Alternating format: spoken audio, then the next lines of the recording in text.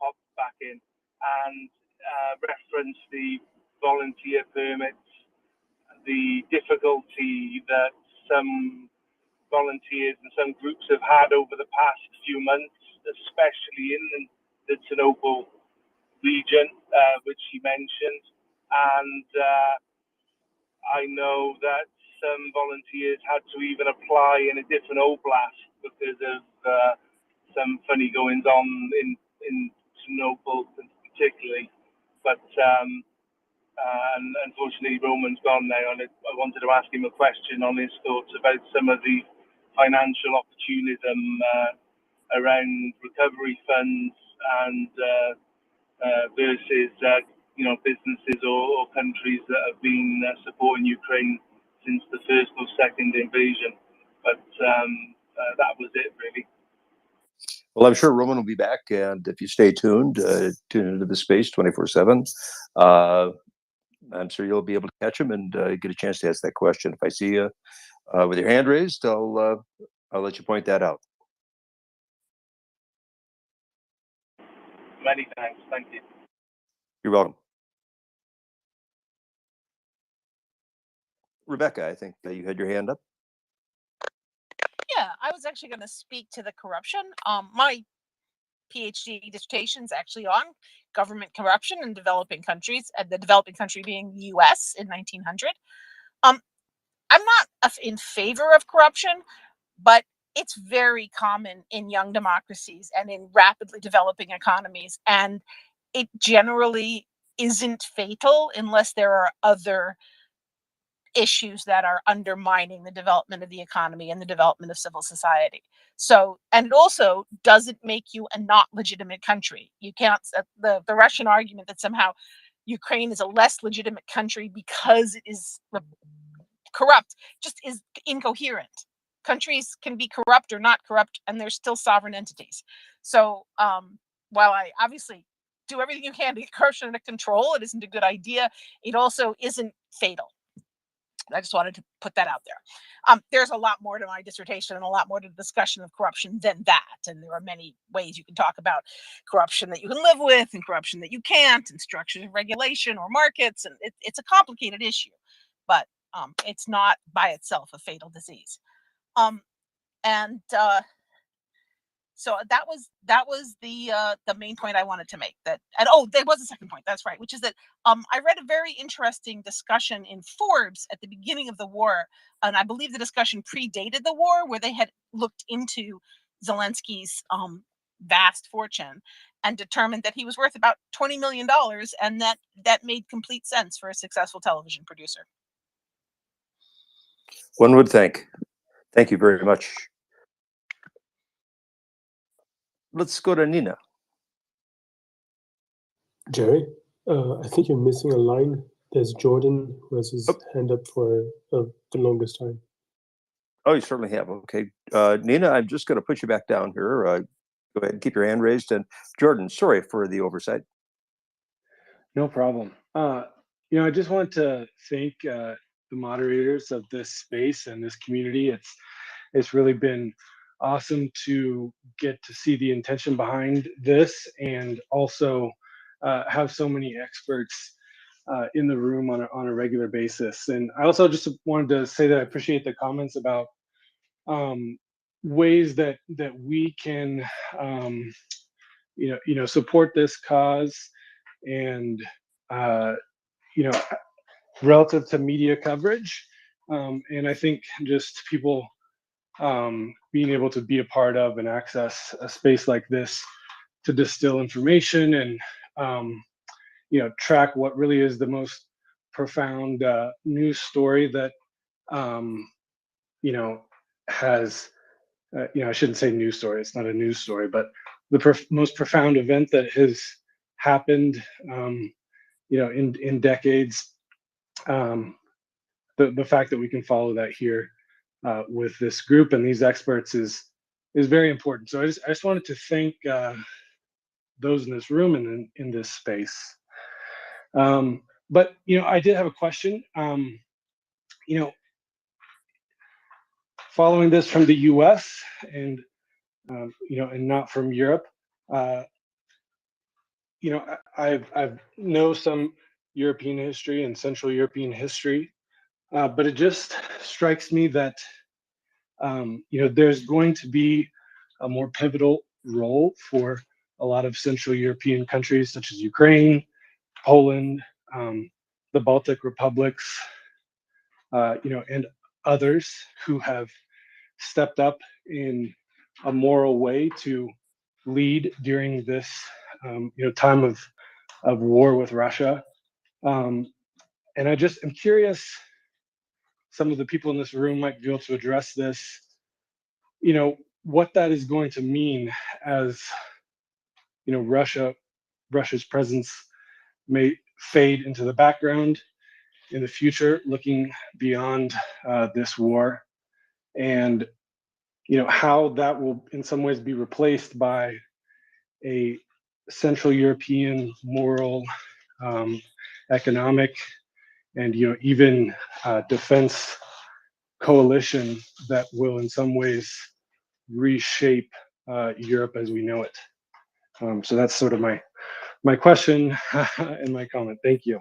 Well, it certainly seems that the center of moral gravity has shifted somewhat eastward in Europe and somewhat northward to the Baltic states and through Poland. I have a good friend that just returned from Lithuania, and those persons have been certainly nervous and are glad to see the progress that Ukraine has made in this conflict, and are praying for a swift and certain victory. And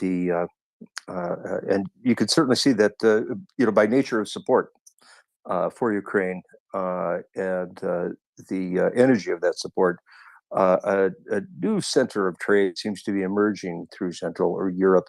One hopes that rebuilding can take place swiftly, that transport can be certainly assured.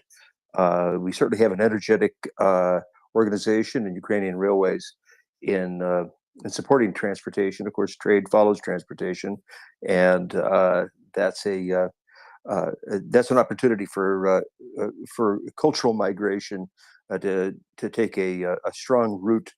And I'm proud. I'm happy that my country, the United States, has been so supportive that from the outset has taken a strong role and persists in this.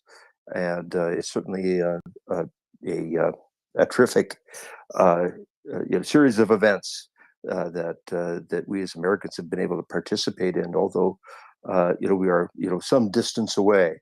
So yes, certainly there is an element of moral courage that has been exemplified by persons in Poland, by that government there, by Estonia, by Lithuania, Finland, who have both at a high level have been very energetic and supportive of Ukraine, and who have a great presence in this space and have shared a great deal of time and energy, personal time and energy at the expense of themselves, personal expense. And not to leave out Canada, we don't want to leave out Canada. Certainly, they've been they are the leading architect of this space for certain, and take a forward position and lead forward very strongly. So yes, a movement of morality to counter the immorality, the actual brutality and proto-human nature that is being exemplified by persons in Russia. Let's go forward to Nina. Thank you, Jerry. Actually, I have a completely different question, and I just would have hoped to have John Spencer up here to answer it, because it was a thread that I read from Mark Hertling, and about warfare and about the pace that Ukrainians have been now fighting this war. It's not only about the how fast it goes. It's very important also to know when to hold it a little bit, because what he pointed out was that it's so important that the soldiers also can rest and sleep, because they can go three days, but then they will be exhausted. So my question is actually, John, I saw you jumping up here. Um, do the Ukrainian troops have like a rotation when they are moving so fast right now? Do they have the possibility to rest? Do you know anything about this? How it's going there? Thank you. Sure, thanks. Absolutely, I think that these are well-disciplined units that have been training for a while. When we're doing a continuous operation like this, I've heard Chuck say about the 3 days. Kind of was involved in a school that trained people to be able to go a lot longer than that. Some of that's based on how high of intensity the fighting is and the stresses that are under the unit. But you can rest assured that the good leaders in the Ukrainian military are ensuring that there's a rest rotation. That changes daytime, nighttime, moving. Like if you're at night, you could go down to 50% security, or half the people are sleeping. You could do that during the day. You can put yourself on reverse cycle. There's so many ways that good leaders ensure they get rest, and nothing that I've seen that's from the videos and the motivated soldiers that makes me concerned about their operational tempo. It's always a concern. That's what leaders in good militaries do. But I wouldn't stick to that 3-day thing. And soldiers, when asked, if they understand why, will dig deep. But they're good leaders are watching that rotation, of course. Thank you, John. That was really nice to hear, and thank you also for coming up. I have complete trust in what the Ukrainian officers are doing, because also I have seen so many proofs of the Ukrainian soldiers' motivation and morale, and their spirit, how they fight the war and how they keep it up, keep the spirit up. So thank you, John. Yeah, John, I have a question for you. How do you restrain soldiers in the field who get their blood up, as AP Hill would say, when the heat of the battle wants to drive them forward, especially in hot pursuit, such as we've seen take place in recent days? Sure. I mean, it's a complex. It's the same as the equation of combat effectiveness. It's discipline. It's good leadership, communicating the whys to either advancing or the whys to not advancing, and that'll come down through daily operations orders or orders like this. But I mean, this is what we've seen. The Ukrainians aren't this uncontrollable horde. They're very disciplined, well-led formations that understand they're doing it for each other. I mean, really, every equation adds up to their ability to understand the orders that they're being given, which is all about the risks that are being assumed. But the number one way to answer the question is just to, I think, discipline. And that's not discipline as in ordering soldiers to do something. That's measured discipline, even to know what to do in the absence of orders, that they're a cohesive group who trust their leaders when their leaders say, we're going to hold here, or we're going to keep advancing, and we're going to keep advancing for a certain strategic point. This is what we're seeing, right? There's been no signs of that lack of discipline, and even if there was something, people make mistakes, but you control that through leadership. And I hate to say that leadership's always the answer, but it is the trust of each other, and this is what I'm seeing: the trust between the units in each other and in their leaders to make to follow those orders or make those good decisions. That is not just like you said, running forward because you feel like it's part of the operation. This is a very well controlled operation. It's very impressive. And conversely, how is it that and excuse my dogs, they're an uncontrollable lot. Conversely, how is that order breakdown, or what are the indications of order breakdown on the opposite side, such as we've seen in the Russian army, in their retreat, their rout, their throwing off of weapons and clothes and running off into the forest? How what are the indicators that one might be looking for, facing the enemy, that is about to happen? Yeah, I mean, you answered it somewhat in the question, right? And I wrote about this in my book when I took a unit there are physical indicators that are visible to everybody, right? How they take care of themselves, how they take care of their equipment, how the unit takes care of their position. And this is why I keep going on and saying, I mean, just like homeless camps, even some of the command bunkers that CNN is showing now, it just looks horrible, and that's to me a representation of that whole military effectiveness. Even if you have a cutoff unit, there are outward signs. Now the actions versus what's visible, the actions are also a clear indicator when they're not fighting at all, right? Units don't necessarily need orders to hold a position. Units sometimes will fight for each other because they know it's the right thing to do, and we're not seeing that in most cases. And these routes, although I don't like that term, it's not a military term, but it's clearly what's happened, right? This is complete chaos. I saw something today with soldiers just wandering the woods in the Kharkiv Oblast, like because they've run into the woods, and it's just that complete breakdown of togetherness, right? So even if it was groups, like a group of soldiers together, maybe I could understand that. But all of this is the clear indicators of their discipline, morale, leadership, which all these things aren't. None of them work in a vacuum. It's a cohesive. It's a package.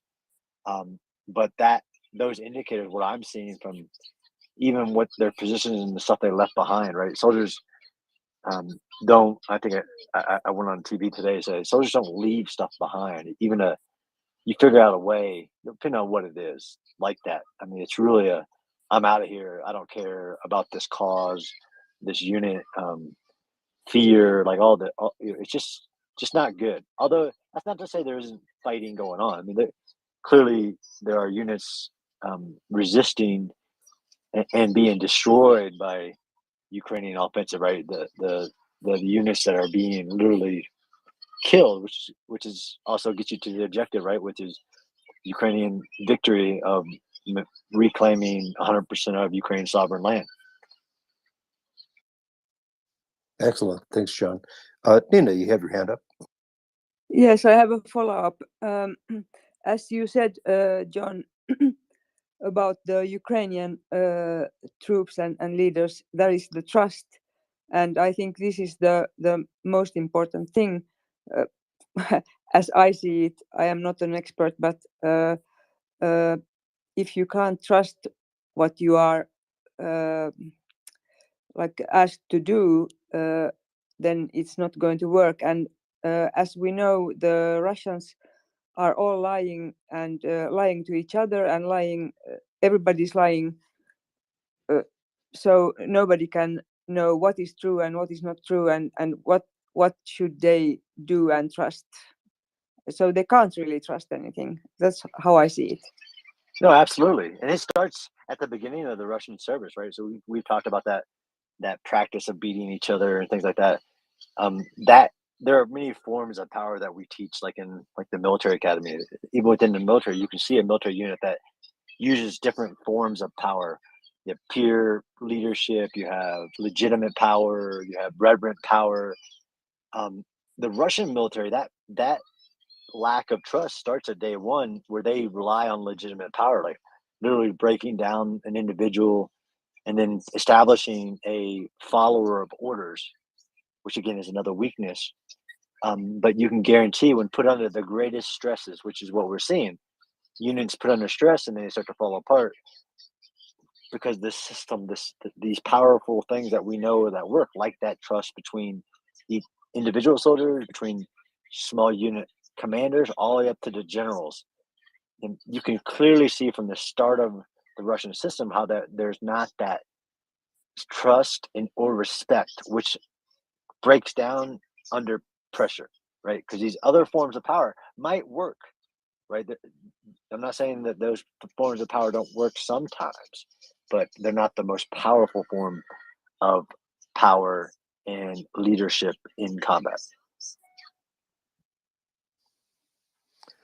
Well, John, I hope you can hang around here for a bit longer. We've got a few other hands that are popping up here, and I'm looking to bring some other speakers up. David, can you got a question for John? Hello, Jerry and MriyaReport. Thank you for hosting. John, thank you for taking time out of your evening to be with us. Just wanted to come up and ask a question of what, by the way, fascinating discussion and description on the lack of cohesion based on a lack of any kind of modern command or responsibility or duty or love of fellow man or platoon mate or whatever you'd call it. It's mind-boggling to me to think, commanders have just up and left, and there's thousands of guys just pretty much camping in the ditch, drinking themselves stupid and waiting to die or waiting to surrender. It's appalling. Not that I have sympathy for their condition, but that this is what men have been put out in the field as, and it spurs the question I have, and I hope you don't mind, or I hope it's not too much of a broad question, but given this current demilitarization and breaking of the Russian war machine that's going on, that the Ukrainians are achieving, I don't think, I'd be curious to think what do you think if the future holds for the military in Russia? If it is, I don't think it's going to have a capacity to afford to rebuild, but I just think I'm curious to know what it is they'll be left with. I don't imagine very much, but I'm just I'm a civilian, so I hope it's not too much of a broad question, and I'd love to hear your thoughts. Please retweet and share if you're listening, and visit MriyaReport.org. Thank you very much. Thanks, David, and thanks for that community plug. I wouldn't know the things I know if it wasn't for this space and coming here every day since the war began, and understanding the ground truth and being 48 hours ahead of mass media. Great question. It is broad, but I think it's a valid question. I think, my prediction is that the Russian military will be defeated completely in Ukraine. There will eventually be some type of political settlement, not with Ukrainian terms, not a negotiation for any land. There's only one sovereign line of Ukraine. But it's a great question on where does the Russian military go after this, right? War has exposed all of Russia's weaknesses. Some of them are in force structure, in force design, which I dabble in a little bit on. They've designed their military in a very specific way with the BTGs and the artillery heavy, infantry light, modular system that clearly didn't stand the test of a large scale war. But from the very foundation, they'll have to rebuild. It will take them decades and decades to do that. Whatever becomes of the Russian state, the military in itself will take decades and decades and this defeat, which is by every measure, they know it, this defeat in Ukraine will be a black stain on them for a long time. But that's not to say other countries haven't recovered many decades later. And I'm not a historian, right? So I'm a one-trick pony. I do urban warfare, but I dabble in military strategy and theory and taught a little bit. But if you look at other armies like the German army, the Japanese army, once a new thing was created, the military was created in a new light. Without these cultural ideas that permeate and then bleed into the military.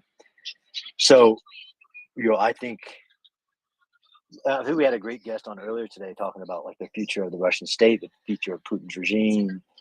You took him out. Yeah, it was fascinating. That was great. Yeah, she was great. I was just listening in, right? So it's not my field, but I mean, I'm all in this until full Ukrainian victory, and I get to go with Axel and other friends of this. Amen, Yeah. John. Yeah, and I get to visit MriyaReport with Axel and others to do my studies of how the brave Ukrainians did the unthinkable, the unimaginable. And I've been to, I did the Kyiv. I want to go to MriyaReport. I want to go to Shverodon, just to get that firsthand stuff about urban warfare, urban battles that are important in history, because MriyaReport is huge in my mind in history. But the Russian military, once they're back in Russia, maybe they have a new leadership. Hopefully, they lost most of their generals, but even the very top, they need to be rebuilt. And actually, there's some really good research even before this war about them knowing about the Western system of even leader development model force structure, and they decided purposely not to follow that. But now this has been the test. This has been their ultimate test, and hopefully they take outside of just the illegalness of this war, but as you're just strictly objective based military wise, we'll see if they start and create something new once they've been ultimately removed from Ukraine, which is shortly to come. Hopefully that answers the question. It's a tough question. I think even you don't have to be a military expert to study this war and understand what's working and what's not, and what's just war and what's not, and what the will of the individual soldier matters most, not weapons, not technology, not numbers. That cause, that human factor, the elements of leadership that are just as important in military as they are in business and in our lives. This war is, and I'm hoping, that's one of the reasons why I stay engaged as well. This is my profession, right? Studying war. There's no other lab of the human soul than Ukraine at this moment.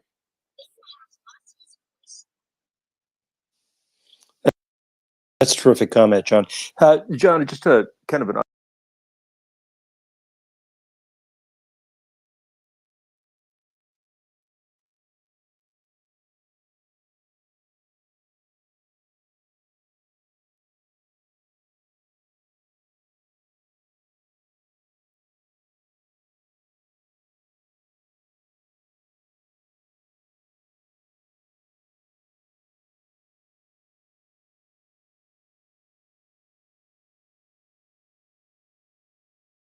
and coming off the battlefield, integrating back into in regular life, regular civilian life after this conflict is wound down, and after a strong posture is erected against Russia. I think that'll absolutely be necessary in this vein.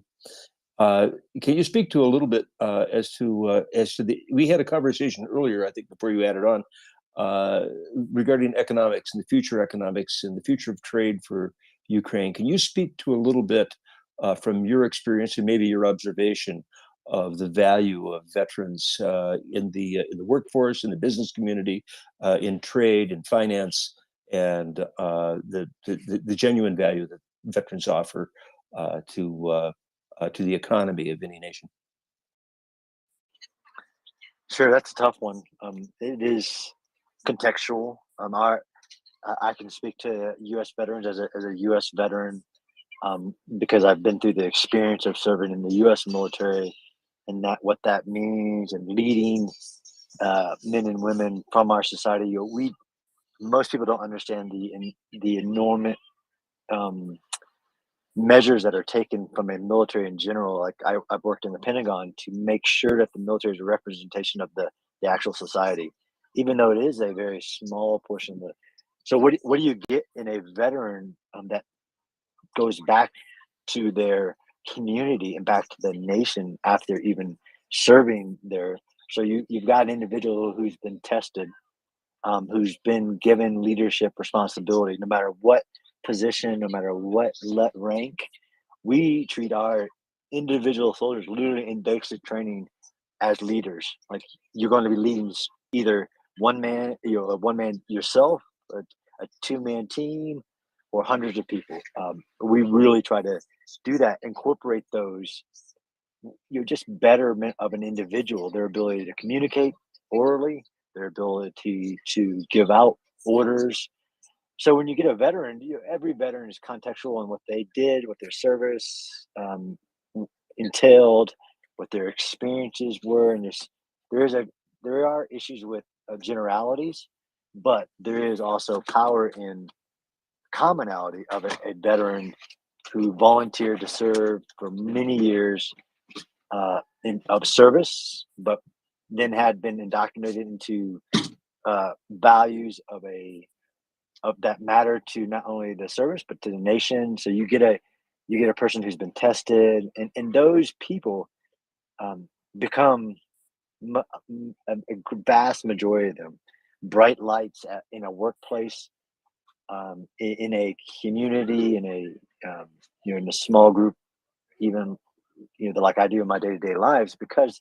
one, they've had their perspectives broadened, right? So they've seen some of the values that we espouse that you can't really discover in an individual until you test them. The military gives each individual that test, and that's why I think, again, Ukraine is testing the human soul.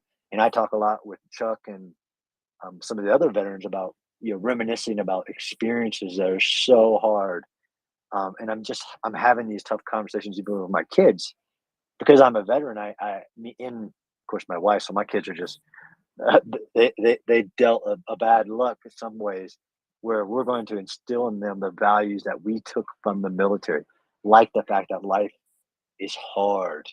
And my wife and I were just talking about this, and that doesn't mean you ever quit. And that's why I think about being a veteran, whether they serve 4 years or 30 years, they're going to be tested, and then they're going to learn that quitting is never an option. So we're really trying to push our kids, and we had those experiences. Oh, there's Yehuda. Canadian experiences. They got me on my pedestal with a broad question. No, it's great. It's great. Listen, John, I wanted to make an introduction if you didn't mind. If you don't mind, sure, rather. Go ahead. I've got Ilya. Man. Yeah. He's on here. Ilya, can you hear us? Добрый день, как ты? How are you? Чудово. Hello. Hello, everyone. That's my first experience actually on being on this platform, and it's really cool to be with you guys. Thank you for having us. I just want to introduce you to Colonel Spencer. He's a great fan and supporter. He actually went to Ukraine recently to write up some fancy military publications, and got to see the defense of Kiev with some of our friends there on the ground in different ministries, and wrote a beautiful piece. He also wrote the Urban Warfare Manual. That's considered, he's actually the world's leading urban warfare specialist, and he teaches at West Point and amongst other places. And he that's a translated very useful thing for us. Very useful thing for us. We need to get closer together, guys. he translated into Ukrainian, and it's been distributed out through all Ukraine. So I thought that'd be interesting to you. That's for sure. He's very much interested. Thank you, sir. So, thank you for joining us. And it's an honor to meet you, and I'm honored to be on the space and to have you here in this. And thanks for introducing me, Yehuda. You're a kind man. Thank you. I just want to let you know, Ilya, we've been here for 24 hours a day, 7 days a week, all day, all night for over 6 months. We've been sharing with the world what's going on in Ukraine. Some of us are Ukrainian or Ukrainian descent, or who are married to Ukrainians, and we know just how dangerous it can be when you upset them. So we've been same thing with me, So okay, I have this experience firsthand in my house. So. Well, I'm talking to you from my car, because if my wife hears me again, she's gonna probably hurt me. One of I'm so sorry for interrupting you. One of my favorite jokes. This Ukrainian journalists, they always were asking me first 2 years after I moved to Ukraine. What have you discovered? What have you learned about Ukraine? What was your eye opener? And I said that I learned two things. I always thought that Russia is the place for the most beautiful women and the most awful government. And coming to Ukraine, I learned that in those two positions, I was mistaken. There you go. Fair enough. No. So we're all there. But anyway, so we've been doing this. Really, we're disparate people from different backgrounds, yet we all support Ukraine. You have Americans, Canadians, you've got everything. You've got Canadian officers who trained Ukrainians in Ukraine. You've got American officers who are very dialed into what you guys are doing. That's the glue that has kept us together. We have some stereotypes about us in this space. We were too optimistic and we're too bullish about Ukrainian capabilities, and we're proud to say that our detractors have been proven wrong. That in fact the Ukrainians are just as tough and competent as we've said they were. So that's a good vibe and it's a good feeling. Most importantly is the spirit, the proper spirit. Proper spirit, that brave. Well, yeah. 100%. So we've been broadcasting. We also broadcast on Spotify and through satellite radio, as Jerry will tell you, throughout North America, and we've reached almost 100 million impressions or connections online through Twitter and through our other, and actually not through our other channels. We don't even know how many through the other. But bottom line is, it's an information operation, so to speak. We're here to speak truth to power. We do get updates. We get very, very, very accurate information on the ground. We try not to do anything that would disadvantage Ukrainian forces. But as a result, as you know, we have cabinet ministers, we have military leaders, experts, generals commanding U.S. forces in Europe and Africa are on the space. We had an astronaut. We wanted someone out of this world, so we got Scott Kelly, Commander Scott Kelly. He's an astronaut. We wanted a bird's eye view of the situation. So we had him in here. Alexander Vindman, you might know from the United States. Hello, Alexander. Yes, we do know each other quite well. Just met in Kyiv last time. Yeah. So we do have a lot of people here, and we just we also have Mike K is a former Royal Air Force Wing Commander working in France as documentarian, and he's going to do something about Ukraine. All truth be told, we have millions of listeners, thousands of people tune in daily. Sometimes we used to have 25,000 at any one given time. So we're always growing, we're always learning, and we want to thank you for being here. I want to, for those who don't know, I'll give a little brief intro to Ilya, and then he can obviously fill in the rest. But he used to be a Duma member in Russia in a previous life, in a previous nationality. Citizenship. He also was not a big fan of Mr. Putin. I'm sure the feelings are mutual. He voted against the annexation for Crimea. He might have been the only one. That did not bode well for his career prospects as a Russian politician. He fled to his new country, where he's naturalized, where he served fighting for his new country. And he probably has a lot of detractors who think that maybe he's not serious, maybe he's not the real deal. Maybe it's just he's going out of there for convenience. Let's have a. I think we'll find out after speaking to this gentleman. He's definitely an inspiration to a lot of people. Let's be honest. And he, I'm sure, is at risk his own life. I can't imagine what life being so close to the Kremlin. Physically, you must have worried for your own safety, and that's a scary thing because Mr. Putin is not a nice guy. Yeah, thank you for your kind words. Yes, the question of security recently is very important. Yes, I'm sure you might have been on that list of people that Putin in his fantasy land. If he'd actually been able to invade Ukraine successfully, you might not be here today, right? I was on that list. That's correct. But I came to Ukraine on the 23rd of February. I was in the very last plane, which actually was allowed to land in Ukraine almost at midnight to join the fight, and that's what I've done the first thing in the morning. Yep. And so I'd love for you to give an intro. I do want to recognize there Jason Smart from the Kyiv Post, and just so you know, this is a unique platform tonight because part of the questions and answers, I think Jason will be publishing in an article for the Kyiv Post. So you're kind of listening in, all of these listeners, you're listening into an interview that will be published in an international publication. I think that's pretty neat. So do please retweet the space, let people know we're here.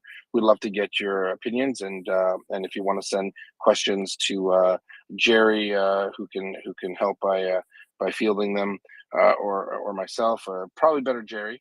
And then we also, maybe Colonel Spencer can chime in with a couple questions for you too, Ilya. We do appreciate it, and maybe if you want to start off with a bit of an intro. What did I miss, and what's your assessment of the situation right now? You probably missed just one thing, that I am right now in the process of releasing a book on what are the ideas about future place of Russia in the world. and how to pacify Russia and how to demilitarize, de-imperialize, decolonize, and denazify Russia. It's called "Does Putin Have to Die?" And it's very easy to find. It's doesputinhavetodie.com on the internet, and I mostly welcome everyone to look there. It's now available for pre-sale, but it would be released on Putin's birthday in October. So, how convenient. Yes. So, and we will be presenting this book tomorrow in Washington D.C. I apologize. I did read that. I should have said it first. I was going to save it for the middle, but thank you very much. Do check out the book. You can pre-order it online at doesputinhavetodie.com. Sounds it does putinhavetodie.com. All right, excellent. Well, thanks. Go ahead if there's a little intro besides maybe how did you get to Ukraine? When did you get there? How was it when you first got in? Did you feel that people were looking at you with suspicious eyes? Well, first of all, I want to say that I was a very committed Russian deputy, and I was representing Siberia. I was representing Novosibirsk, the capital of Siberia, the third largest city in Russia, for 9 years in State Duma. And despite that, half of my family have Ukrainian roots. On my mother's side, both my grandparents were coming from Ukraine, and even my mother was born in Lviv, but grandparents are originally from Zaporizhia. They were relocated to Siberia during Stolypin times at the beginning of 20th century, where they have been born and where they met each other. But still, I didn't have any attachment to Ukraine. My family had a lot of links to Poland, and my grandfather, he was Soviet ambassador in Poland, who actually played quite an important role in preventing Russian invasion in Poland in 1980s. And he was awarded honorary citizenship of Poland after that, but that was probably as close as I could get to Ukraine. So the reason why I voted like I voted is not because I specifically like Ukraine. It's because I thought that it's a crime, and that it would backfire a lot on my own constituents. And before voting, I actually was asking them how should I vote, and usually voices of my electorate, and I was literally meeting people, assembling rallies on the streets of Novosibirsk, and they usually were kind of split half and half, and that's before the propaganda switched on. And exactly for that reason, I thought that firstly it has to be a non-unanimous vote in Duma, and secondly, I was thinking that the war after that would be imminent, and that's a horrible tragedy. And but at the end of the day, the war would be over, and we will need to build a new relationship between the countries, and that was my main motivation to vote in 2014. Obviously, it was very much disliked by Mr. Putin, and they decided that they kind of shouldn't punish me for this, but that they should neutralize me, and that's exact words of Vladimir Putin. And they decided to do it in the way that when I was on a business trip, I was scouting for new technologies for my home city of Novosibirsk. They made a decision not to allow me to come back to Russia. That happened in August 2014, and at the time they seized all my assets, frozen my accounts, like everything, and I got stuck in the United States, and I lived in the United States for a year and a half, mainly in Silicon Valley in California. But I was very much decided from the very beginning that I should come to Ukraine and help Ukraine and retaliate and actually do something productive that would be a game changer. And because of that, in my previous career, I was an entrepreneur, and I was working in different businesses, and significant part of my life I was in investments, and I also was in oil and gas. At one time I was vice president in Yukos Oil Company, which was the largest oil company in Russia, owned by Mikhail Khodorkovsky, which also was sent to jail by Vladimir Putin in 2003. And I decided that we should bring foreign investments to Ukraine, and I created a company which became the first publicly traded Ukrainian company on NASDAQ. We went public in 2018. The company was created in 2016 and went public in 2018. And that was basically what I was doing these years. So I relocated to Kyiv and was running this company. So I was mainly focused on business, obviously not forgetting about politics, and was participating in different Russia-related events, and always was advising Ukrainian government on the approaches towards Russia.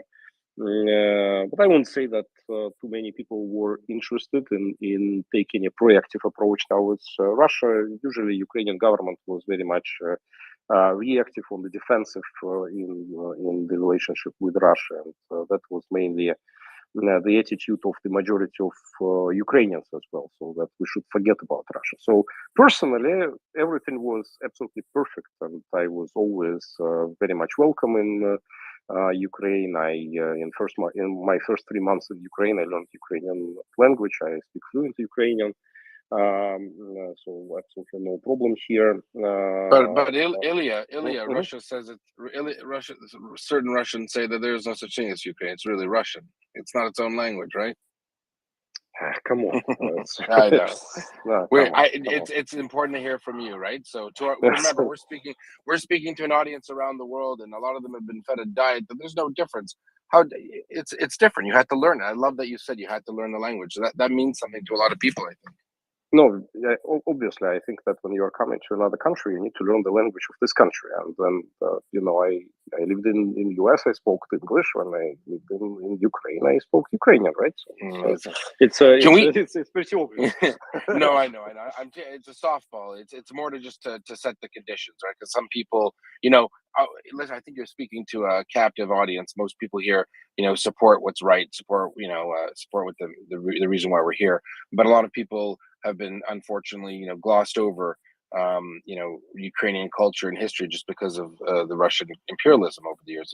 I'd say here, my own mother-in-law, born in Lviv, Ukrainian Jews, and she speaks Russian because obviously she was raised in Russia, right? She's an older lady, and she read Russian literature, and Ukrainian is her main language, is her mother tongue. But obviously, there's a lot of Russian. There are things in Russian she doesn't know in Ukrainian, right? Just because she didn't go to university learning Ukrainian, right? So I explained to people that it's funny. When those Sochi mansion pictures came out, my mother-in-law showed me in the basement on YouTube, and she whispered, "Putin dom," like she was whispering, "It's Putin's house." And that's the way this pervasive authoritarianism can affect a woman. 30 years she hasn't been in that part of the world, and she's still afraid to even say, people don't realize the effects of that propaganda, of that the inculcation of fear, and it's almost, for you it's understandable, for you it's normal, for many in this room it is, but a lot of our listeners just don't realize how powerful, how deep that control is, right? Oh, that's also true. But speaking about the language, the issue exists.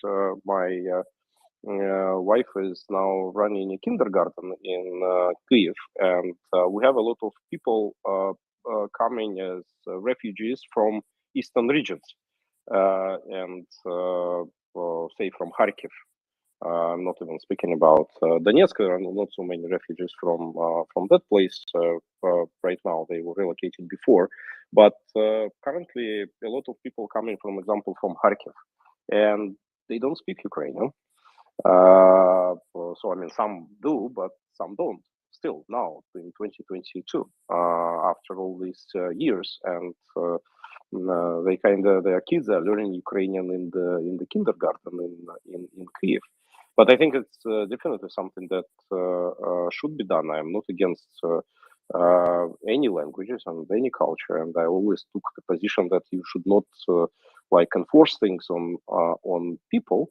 But if you're living in a country, it's the state language, and that should be for everyone. That's for sure. Yep, 100%. Can we change gears and ask, because it's on people's mind, you know, when you're in the Duma and you physically made that vote, who was president? Was the entire Duma there, including Putin?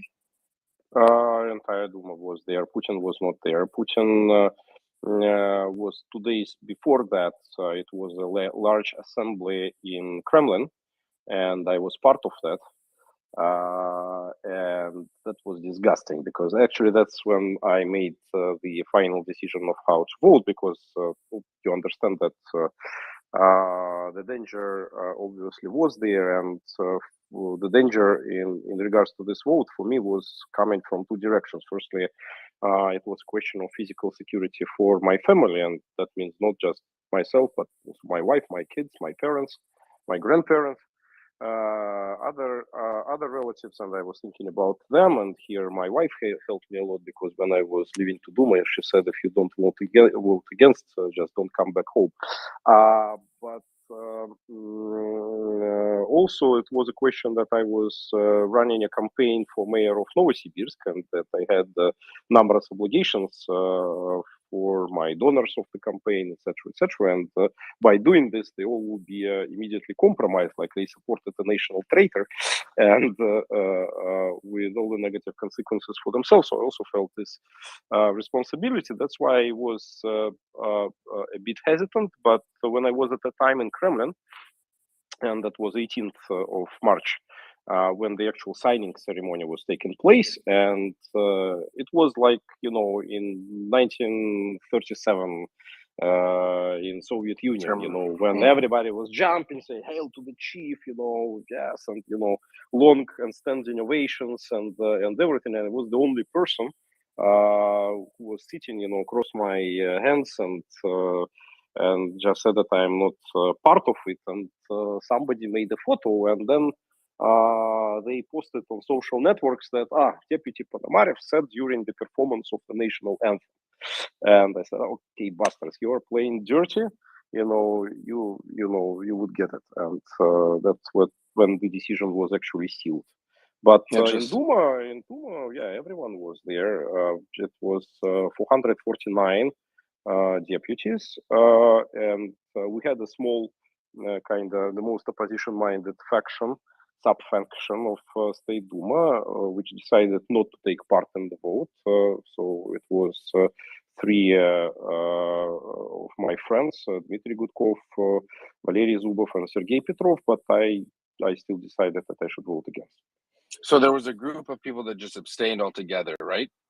Yeah, it was three guys who didn't take part in the vote. They did not abstain, like they didn't press the button abstain.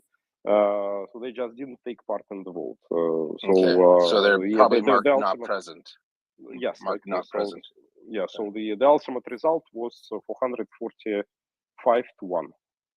So let me ask you, and Jason wants to jump in, but let me ask you this first. Did you tell anyone that you were going to vote no? Did you tell your 2-3 other friends, or no? They were convincing me to join them and also not to vote, because they kind of like understood that it would not be nice. But I tried to persuade them to vote no. I actually tried to persuade quite a number of deputies to vote no. But no, everybody was afraid. They have their own reasons. I totally understood the reasons. So I promised to these friends of mine that I would give it a second thought. But no, I decided I should vote against. Fair enough. Thank you, Jason. Thank you. So anyways, Ilya, good to see you. Good to talk to you at least. Listen, the first question I want to ask you is actually a simple one, which is because there's not many of us, I think, who have met most of Russia's leadership before, whereas I believe you have met Putin before. You have met Lavrov. You have probably met Shoigu and other leaders as people, and Medvedev. What would you say about them as people is the first question. I mean, you've talked to them. You've interacted with them. Were they intelligent? Were they dumb?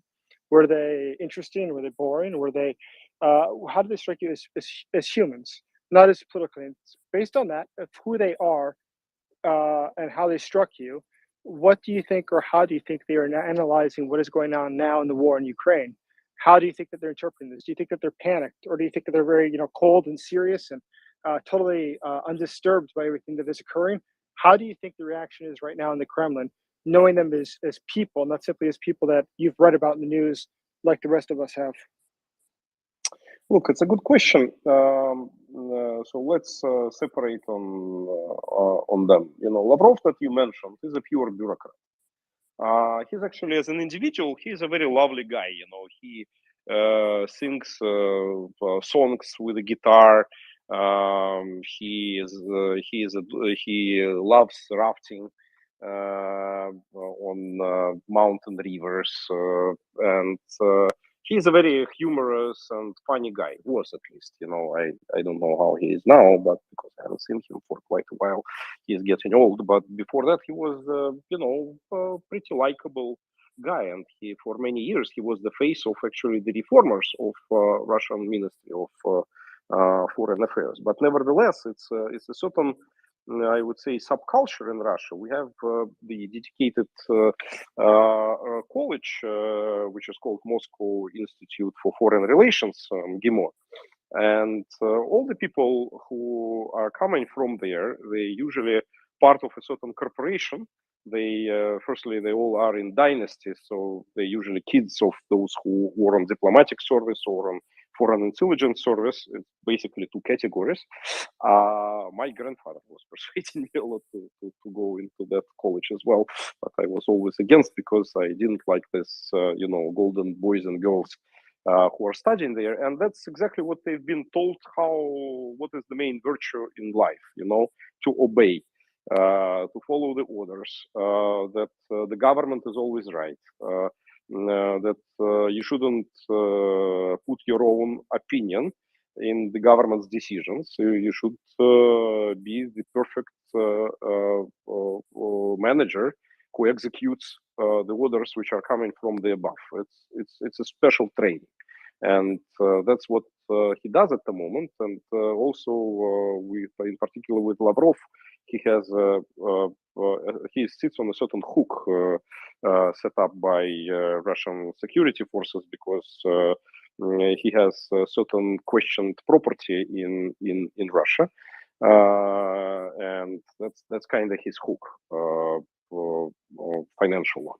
What do you mean? What do you mean by hook? Do you mean that he's got it's compromat? It's a soft spot that he has. Yeah. Okay. Yeah, it's a property that he got illegally, and he could lose it and lose it with a criminal case opened. So that's it's very I got dirty. it. Yeah. It's very dirty. Yeah.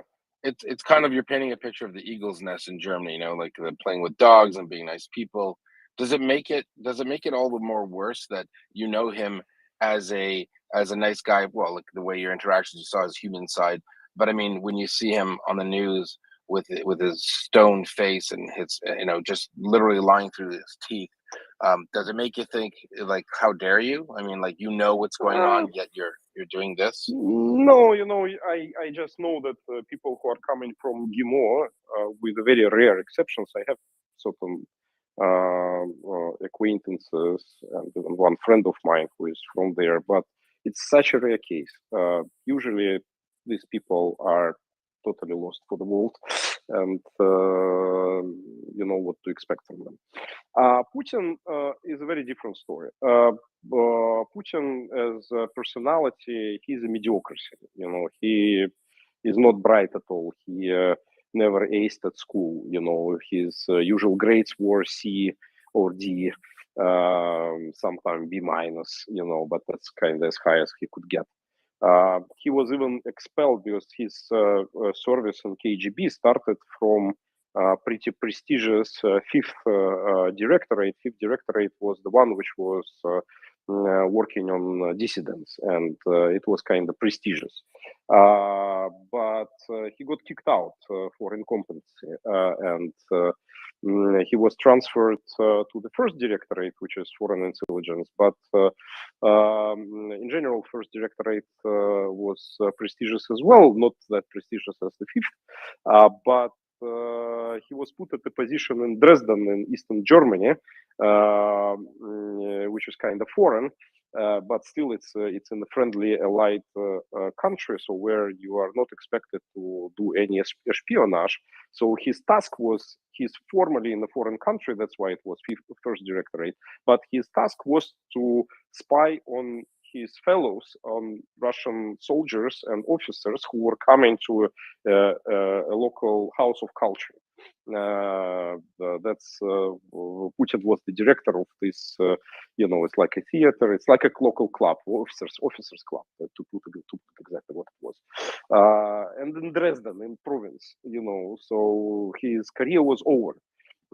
So his career was started only with perestroika, and he went to St. Petersburg, where he took the position of first deputy mayor of St. Petersburg, which was supervising foreign relations for the city, and he got immediately affiliated with local mobs and gangs who were doing smuggling of different things into the city.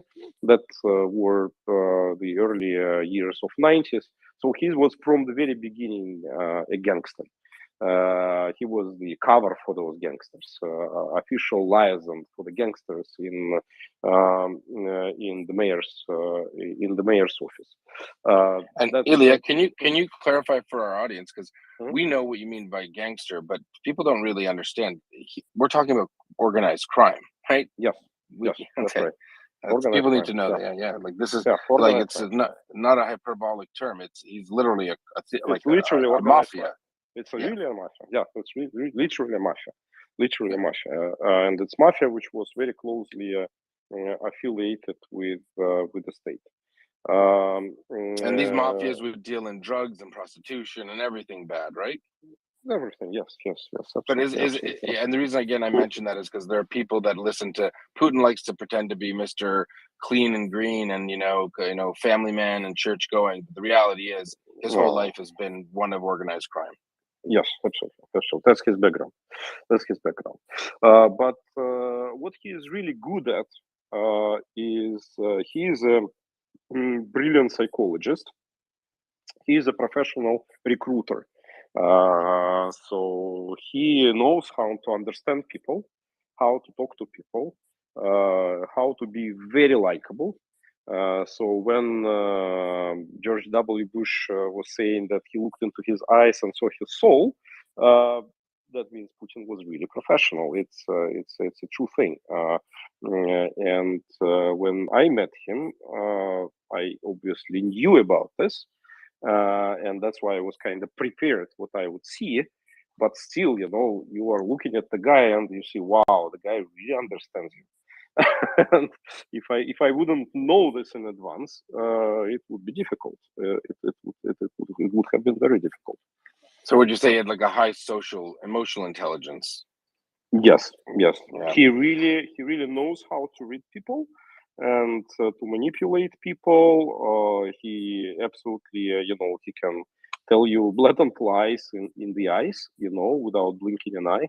And not so many people can do this, and that unfortunately helps him a lot in his career. But actually, I think that's exactly the reason why he invaded Ukraine in February 2022, because he was on a very long self-isolation during COVID times, and he still was, everybody saw his pictures with extremely long tables when he's sitting at the very distance from his closest peers. And before that, he was not meeting anyone in person. To come to Putin, you needed to spend 2 weeks in a quarantine. On the self-isolation, and as you understand, not so many state officials could allow themselves to do this. That's why they were communicating on whatever equivalent of Zoom they're using. The special internal government Zoom in Russia, specifically for that purposes. So video conferencing, and when they are sitting on video conferencing, you cannot read the person. So that's why they can tell him a lot of different fairy tales about the attitude in Ukraine currently, and what's going on and what to expect and what's going on in the Russian army and like whatever. And he just basically would be very limited to understand what is true and what is not true, and to make an informed judgment. So is it because he's paranoid, or he believes COVID, like is he immunocompromised, so he couldn't take the shot? Why was he so paranoid? I mean, firstly, he is paranoid. He is paranoid by definition. Secondly, you also should put it's the Russian highest authority. It's like the court of absolute monarchs of the past, when everybody is licking your ass, where everybody is trying to be useful for you, to show how committed they are and how they care about Vladimir Vladimirovich. You are our darling. And that starts from the doctors, from the healthcare personnel. And obviously they were saying, Vladimir Vladimirovich is very dangerous for you. Don't go anywhere. For you it's especially dangerous. You are in the risk group. We cannot afford to lose you. Why would you take the risk? You see, here's the video conference, and it would work perfectly fine. You would still communicate with everyone. You better read books. And then it was this guy who was his old-time acquaintance and basically his wallet in St. Petersburg, the main commercial bank, which actually made all the proceeds for those mafia transactions. It's a commercial bank called Russia, and the chairman of that bank, his name is Yuri Kovalchuk. And Yuri Kovalchuk is the guy who is right now the center of the most influential clan in Kremlin. So his buddies are Sergei Shoigu, Nikolai Patrushev, who is the chief of National Security Council, Bortnikov, who is the chief of FSB, and Sergei Kiriyenko, who is the deputy chief of presidential staff and who is in charge of all internal politics in the country. And Kovalchuk is Putin's buddy. They are playing hockey together. They are reading books together. It's one of two or three people who could actually come to Putin without this quarantine. And Kovalchuk was saying, you should, care about yourself. You should use this time for yourself. You should relax. You should read books. You should, play sports. You should swim in the swimming pool. You should, go to gym. Why would you waste your time on those bastards? And they were pushing these ideas on Ukraine to get more financial allocations for themselves. That's simple as that. So he was fed a load of nonsense about Ukraine. I mean, we all know that the intelligence was wrong. A lot of Russians thought the Ukrainians would welcome them. Obviously, they were wrong. You did make a point that is curious to me. If he was not able to read people because he was not seeing them, he was too paranoid to meet them, so he was talking to them via video conference. What would stop someone from just telling him kind of the truth and saying, Mr. President, I don't think it's ready. I don't think the population is going to be so into us. Is it because he had allocated money to that already and he would get mad? Like, what would stop someone from just being remotely honest? Like, this is a bad idea. I don't think it's a good idea. The military is not ready. Is that just something that Shoigu or whoever couldn't tell him? You see, the funny thing is that Kovalchuk himself, to my knowledge, actually recognized that it went too far, and that Kovalchuk himself tried to talk Putin away from invading Ukraine in the on the last stages, but he failed. It was too late. But all others, they were telling other things, because Patrushev, as the guy who supervises all the security, they spent something like $5 billion US on propaganda within Ukraine and on the supporting politicians in Ukraine, in creating agents network in Ukraine over the last year. So he could not say that the money was wasted, right? They were saying the other thing. They say, Ukrainians are waiting for you. We spend the money wisely. The same thing about Shoigu. They spend so much money on modernizing the army. And I spoke to Shoigu not so long time before I actually was forced out of the country. I spoke to him last time. It was, I believe, end of 2013, beginning of 2014, something like that. And Shoigu was complaining that yes, he got humongous increases in the federal spending on the military procurement. But it was totally inefficient. He said that 80% of the equipment that was coming to army needed to be repaired from the day one, that they were dysfunctional. And at the same time, the prices, the purchase price for even most conventional things like tanks or for old-style Russian missiles, the prices tripled 4 times, 5 times higher than they were before they started spending. And that was, again, it's a natural law of the economy. You know, when you cannot produce more, you increase the price, and that's the monopoly. And this is something that could not be related to Putin, because if somebody would tell Putin that that's the situation, they would lose money. He would not spend them. And that's why nobody was telling Putin that, and nobody was interested. Just nobody actually was thinking that this decision would be actually made, and that the outcome would be actually checked. So they were thinking that they would avoid it. They're certainly checking their outcomes on the battlefield right now, aren't they? Absolutely, absolutely. So you're saying that from the manufacturers of the weapons, they're taking a cut by delivering substandard equipment, so they're obviously not putting the money into the equipment. The army takes a cut when they charge for maintenance and when they just siphon off assets. So everyone is taking their cut. Everyone's getting high on the hog. They're getting fat, and then Putin's thinking that he's got something he doesn't have, and no one wants to tell the boss because they don't want to die, basically. Absolutely, it's not a question of dying, probably, but it's a question of being replaced. And somebody else would then, tell Putin what he wants to hear. That's exactly. as simple, So they might as well be. Simple as that. Yeah. And again, they didn't feel like they are in danger, because how you would check it? Yeah, who would know? Mm-hmm. If he did small little localized skirmishes, Georgia, South Ossetia, Abkhazia style, it's one thing. But taking on a country of 44 million who are pretty pissed off about being a satellite of Russia is another story altogether. Thanks so much, Jason. I know you wanted to pop in. Jason, before you do, I wanted to introduce you, Ilya. We have one of our regulars here, Chuck Ferrer. You might know him from a group of people kind of famous, the Navy SEALs. He was a former squadron leader, Team 6, SEAL Team 6. He's also a New York Times bestselling author, and he spent 30 years in Hollywood after his service. I asked him to come up and be able to maybe ask you a question later. Chuck, if you just want to say my hi honor, to Ilya. my honor, Chuck. My honor, Chuck. Back at you, Ilya. It's fascinating to listen to you. And good evening, Jason. And I'm just going to listen for a while, but I definitely am. I've got some questions. So carry on, Jason. I think you probably have a very stimulating question to ask as well.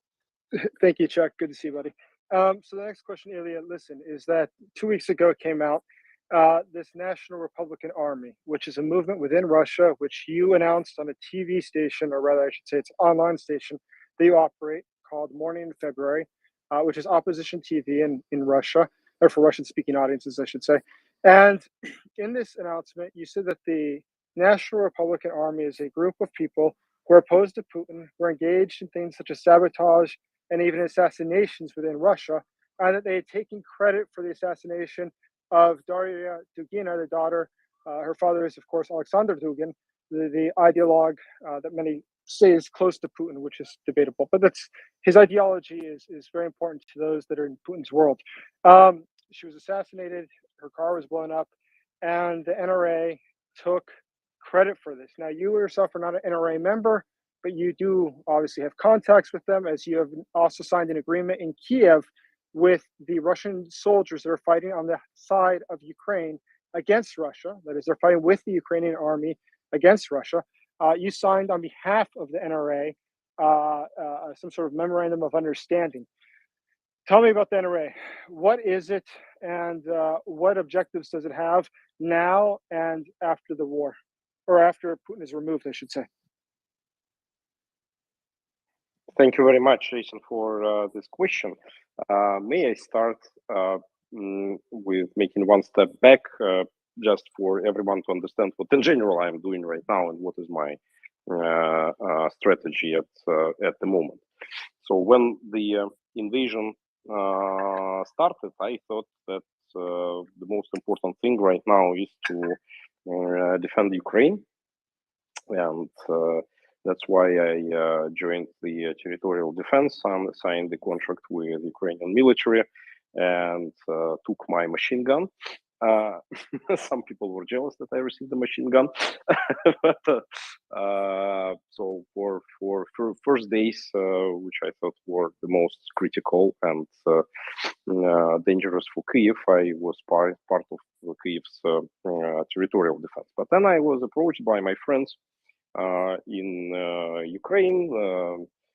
They mostly were not in official capacity, but nevertheless influential, connected, and everything. And they were saying, "Look, we do understand your emotions, but think rationally. We need to actually do something about Russia itself, and we need the second front."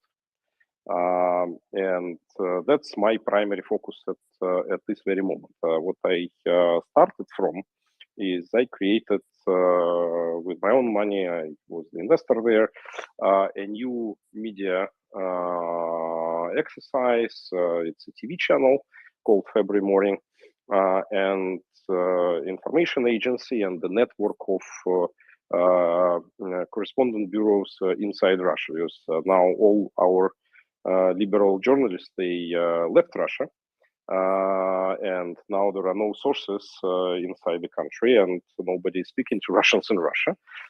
And we kind of the only Russian language media which speaks from Ukraine, directly from the fields of war, telling the truth, showing what's going on to Russians in Russia. And we currently have approximately 500,000 viewers. And we delivering them the truthful information about what's going on there. And that was the first step. And when it started happening, I was at the same time thinking about creating a military regiment in Ukraine, which would consist of Russian nationals, which are willing to fight Putin. And I started doing all the background work for it. It was not easy, obviously, because it's very naturally understandable prejudice against Russians. There are no good Russians, as we know, and we agree that there are no good Russians, but still there are normal Russians who are willing to fight, and it's a global anti-fascist fight which is happening right now, and Ukraine is the leader in the global resistance against the new generation of fascism. And to my mind, fascism has no nationality. It's the global evil that needs to be defeated. And right now in Ukraine, it's approximately 4,000 Russians, people with Russian passports who are fighting alongside with Ukrainians in different military units, in different regions, in different sectors of the front. And I was kind of preparing the background to collect them together and create a dedicated military unit, like was done with Chechens, or like it was done with Crimean Tatars, or like it was done with Dagestanis, like it was done with Belarusians. These all are like national units within the Ukrainian military. But in parallel, I was watching closely the situation back home, because I was convinced that because Putin started the invasion, that he would actually alleviate the barrier towards violent protests. And because there is no right now legal protest in Russia, even if you just post on social network that you are against the war, or even if you say that you are for the war but would call the war, you would be firstly fined with tremendous sum and then thrown to jail. So obviously that would push people towards violent resistance, and that's what started happening pretty quickly. Already in March, we saw first attacks on the military recruitment posts with Molotov cocktails. Then it was acts of sabotage against the military cargo trains that started in Belarus, the traditional thing which was picked up then by Russians, and then it started happening in Russia all across country. Then there began attacks against different pro-war activists who were raising money and else house supporting military and paramilitary formations of the so-called Donetsk and Luhansk People's Republics, and we started to connect to those groups. There are several networks. Right now, I'm aware about 4 different networks that operate in Russia. And we started building relationship. I started helping them, provide them the publicity. We created a dedicated Telegram channel. Highly encourage all of you to subscribe and see for yourself what's going on. It's called Rospartisan. It could be found as t.me/Rospartisan. t.me/Rospartisan, and you would see that right now, virtually every single day, something is happening in Russia.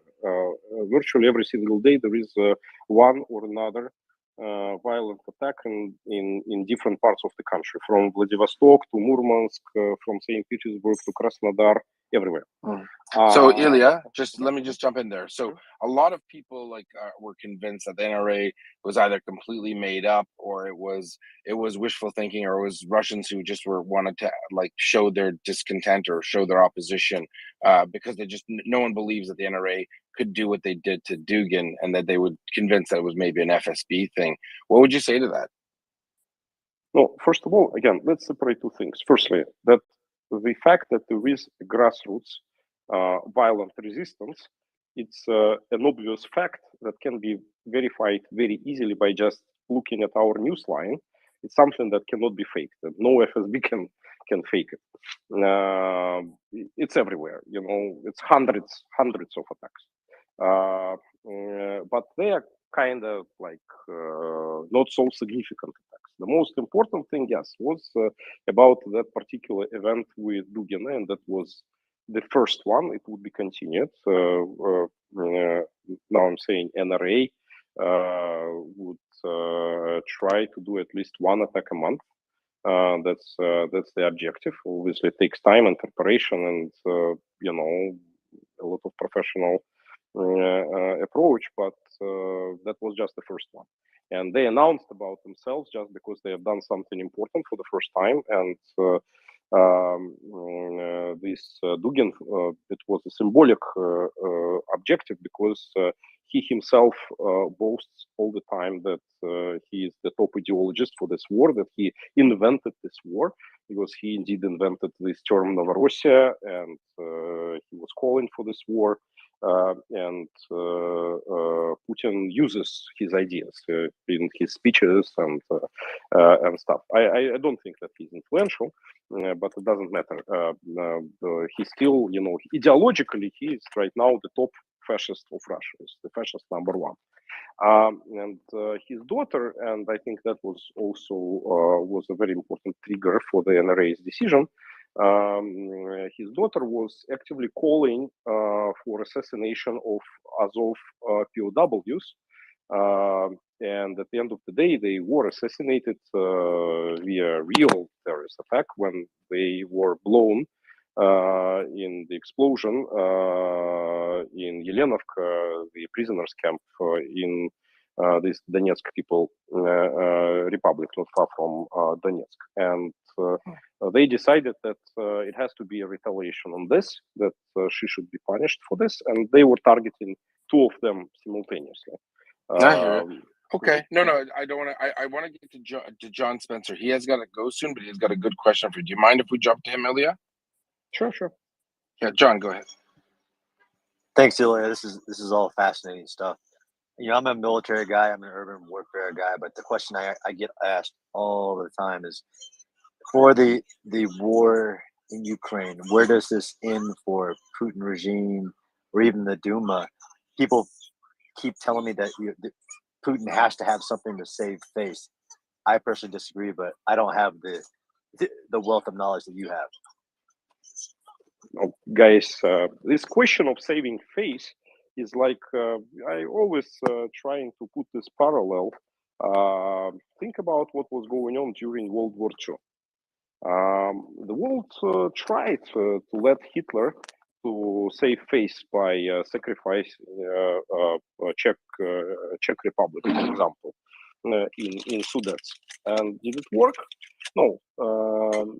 There is a brilliant phrase by Churchill that if you want to avoid the war with the disgrace, you would get both the disgrace and the war. And here is exactly this case. You cannot pacify Putin. It's no way. Yeah, you can put certain process on a temporary hold for a short period of time, but then it would resume. And that was a mistake that in the very, very recent times was made by Chechens, for example. They, in 1996, when Yeltsin needed to be re-elected as the president, they allowed to be manipulated and they pretended that they ended the war and signed even a peace agreement in 1997. And so what? In 1999, as we know, Putin resumed the war just 2.5 years later. So no, that's absolutely useless, impossible. The aggressor needs to be defeated and killed. And that's the only way you can deal with it. So this war would never end in Ukraine. It doesn't matter whether Ukrainian army would be able to liberate all of the Ukrainian territory militarily by itself, or it will not be able. It doesn't matter.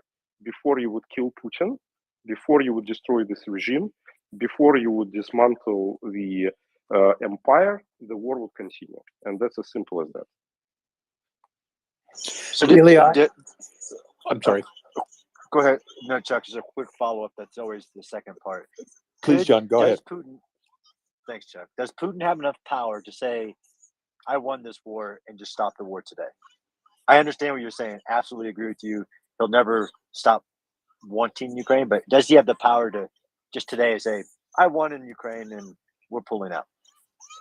No, the only thing that could theoretically allow him to say this, if he would capture all of the territories of Luhansk and Donetsk regions, kind of what they would say, we restored the territorial integrity of so-called Donetsk and Luhansk People Republics. And that was our objective at the very first day, and this is it. But as you obviously see on the map, firstly, the process is already going in the reverse direction with the recent offensive in the east. But even when Ukrainian army is recapturing territories of Luhansk region, but Putin never controlled more than half of Donetsk region. And the Ukrainian army is back on the shooting distance from Donetsk itself. So right now there is no possibility for him to do this. That's why Putin is doomed to continue this war. We can debate whether Russian elites may organize a certain coup and replace Putin, but preserve the system. And even that, to me, is totally unacceptable outcome, because again, that would not destroy the system, and it's the same as what Germans were trying in the very last days of war to cut a deal with the West and put Himmler instead of Hitler. But look, Himmler is no better than Hitler, right? And in this situation, it would be the same. Okay, so Putin would be replaced with even relatively liberal Kiriyenko, which is kind of the most obvious choice in case of a potential coup. But that means that the system would be preserved. And if the system would be preserved, the danger would stay. That's why the only outcome is to destroy the system. That's great. Jason just wanted to jump in with a few questions, and then we're going to go to Chuck. Go ahead, Jason. Okay, Ilya, that was really good. So this stage in the game, when you're looking at everything that's happening in Ukraine, what is happening in the Kremlin? How do you think they're interpreting what's going on? Do you think that Putin realizes how bad things are for them, or does he not realize it? Is he kept in the dark? Is it hidden from him? To what degree is he receiving at this stage, do you think, accurate information to what's going on? And at this stage, what do you think his advisors are doing? At what point do you think that there's a real possibility that people in the senior leadership would realize if the war is lost and things are only going to get worse, that it's better to turn against the regime? Again, the best answer to your question is the parallel with the World War II. Putin already had his defeat under Moscow when he was pulling away from Kiev, when he was defeated there. Then he resumed his offensive, as we know, captured Luhansk territory, and now what he faced next to Kharkiv is his Stalingrad. And now imagine Hitler in 1943 when he was defeated at Stalingrad. What he was saying? He was saying, that stupid Paulus, he's a jerk, he's an idiotic general. Marshal, even at that time, just awarded him the award of Marshal at the very time of the defeat. So he may even understand deep inside himself what's actually going on, but it doesn't matter. He cannot admit it, and that's why what Putin thinks in this regard is totally irrelevant. I think that he realizes that it's a major defeat, and that militarily he is facing a dead end, but he needs to fight.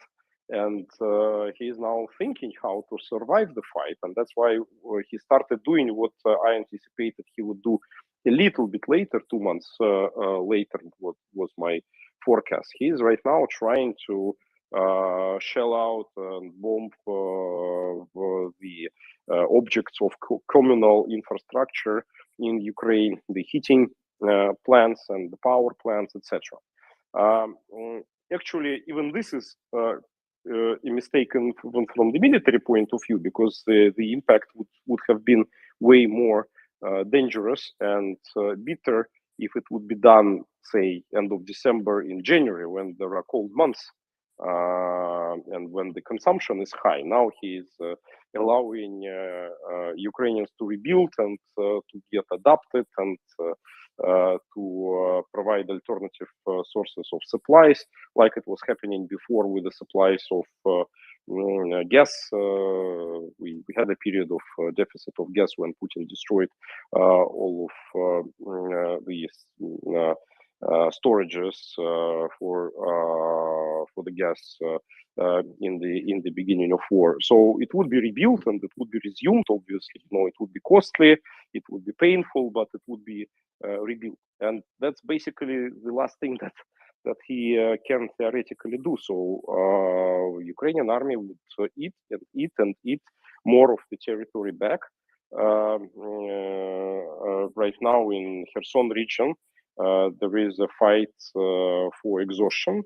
They destroyed the main supply lines for the group of the army, which is on the right bank of Dnipro River, and they're using the ammunition, and they would run out of it pretty soon, and then they would need to abandon Kherson. That's inevitable. When it would happen, 1 month, 2 months, 3 months, but it will happen, and it would be another bitter defeat for Putin. So what is most important is not what Putin thinks. What is most important is what his cronies, what people around him think. And to my knowledge and to my understanding, based on all interactions that I still have with Russians back there, I think that the recognition is there. It's just still that to organize a coup, to organize a revolt, whatever, it should be not just the realizations that things are going bad.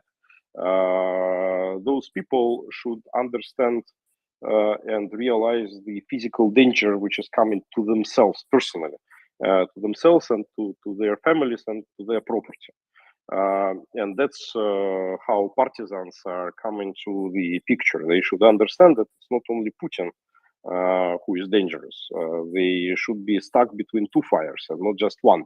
And that's, I think, is one of the most important prerequisites for them to start acting. So, Ilya, it sounds like you're issuing a clarion call that this isn't just Putin; it's the entire system in Russia, and that's important to know because a lot of people seem to think that if Putin's gone, the problem's solved, and I think you're trying to highlight it's not. We've got Konstantin. Konstantin is a friend and a member of the MriyaReport. He's a combat veteran from 2014, from the 92nd. He lives in the United States now. He has a question that ties into what you were just saying. Konstantin, did you want to ask that question? Yeah, so my question is, right now in Ukraine, we're quite skeptical towards Russians, obviously. So I have a question. How do we reach out, to Russians so they change opinion about Ukraine because they are brainwashed really, really badly? We understand that. How do we reach out to them? What would be your strategy for us? Frankly speaking, I think it's useless. And it's not so important at this very stage. Because the truth, which we understand, which we see with our own eyes, the truth about Bucha and the truth about Mariupol and the truth about other places, unfortunately quite numerous, it's something that you would not be able to really tell Russians and make them believe you. We ran an experiment in our TV channel.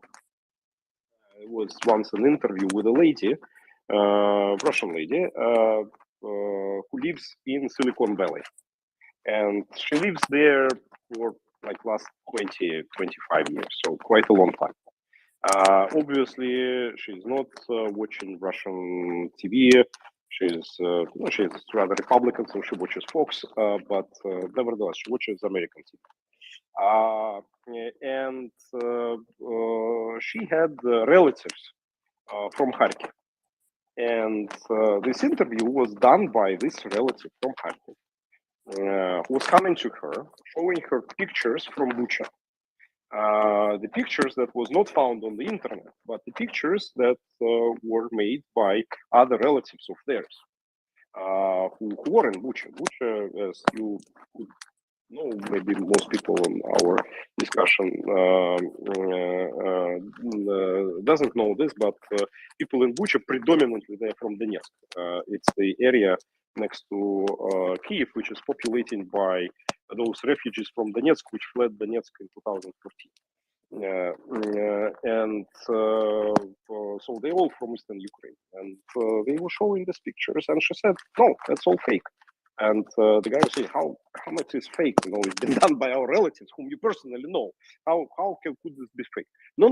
We are Russians. We are not like this. We are not like this. It could not be happening. Our soldiers could not be doing this. That's why it's fake.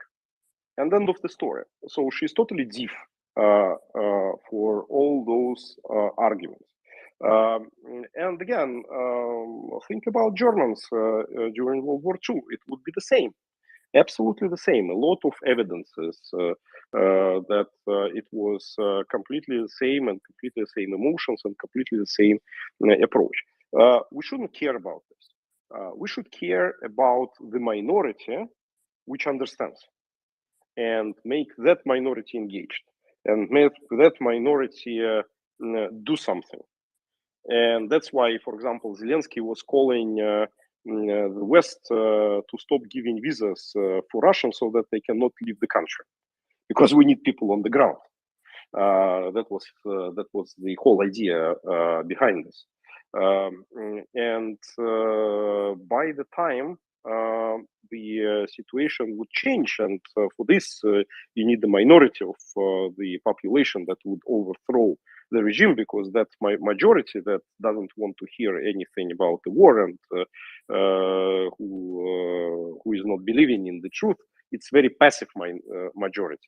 They are not taking any action. They are just sitting back home on their couches, and they will not take part in any of the action. Then they would they will be extremely angry, and their anger would be driven against Putin, they would recognize that he betrayed their trust, and that because of him they became fascist in the eyes of the world. And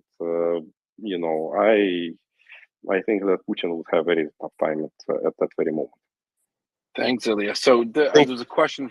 Sorry, Konstantin, did you want to follow up? So just to summarize, you would say focus on those who are not brainwashed, mobilize them, and prepare military response that just invest into military. That would be the best way for us to continue, right? Yes, mobilization is more important than propaganda. Yes, the information sources should be available at the moment of the change, for sure. That's why we are doing our media exercise. But the organizational function of the media, the activist function of the media, is currently more important than the information aspect. Thank you. Ilya, there are some people that say, I've gotten some criticism that, oh, this guy's Russian. They what do you say? And I don't think they understand. You've moved to Ukraine. You're a Ukrainian citizen. You fought for your new country, and you're doing your best to try to stop it. What do you say to those who say that there's no genocide? The Russians that say there's no genocide happening. What do you say to that? I think that again, the truth is obvious, and I totally do understand the emotions in Ukraine. It's very natural. It's very understandable, taking all the circumstances that we see. But it would pass. I'm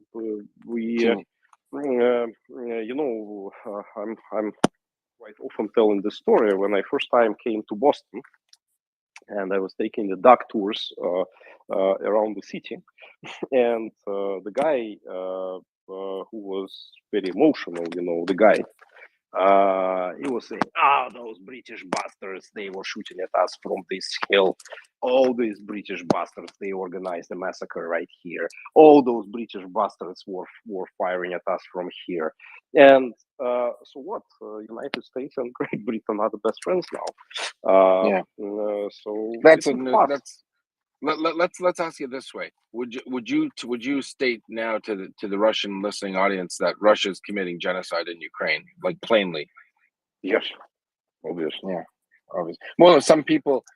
I would say, there is one thing which I think it's I'm getting in this debate once in a while with Ukrainians, because in Ukraine, obviously, people tend to take this on these ethnical grounds, and I don't see that there are many of Russians, including Putin, who say something about like Ukrainians as ethnicity.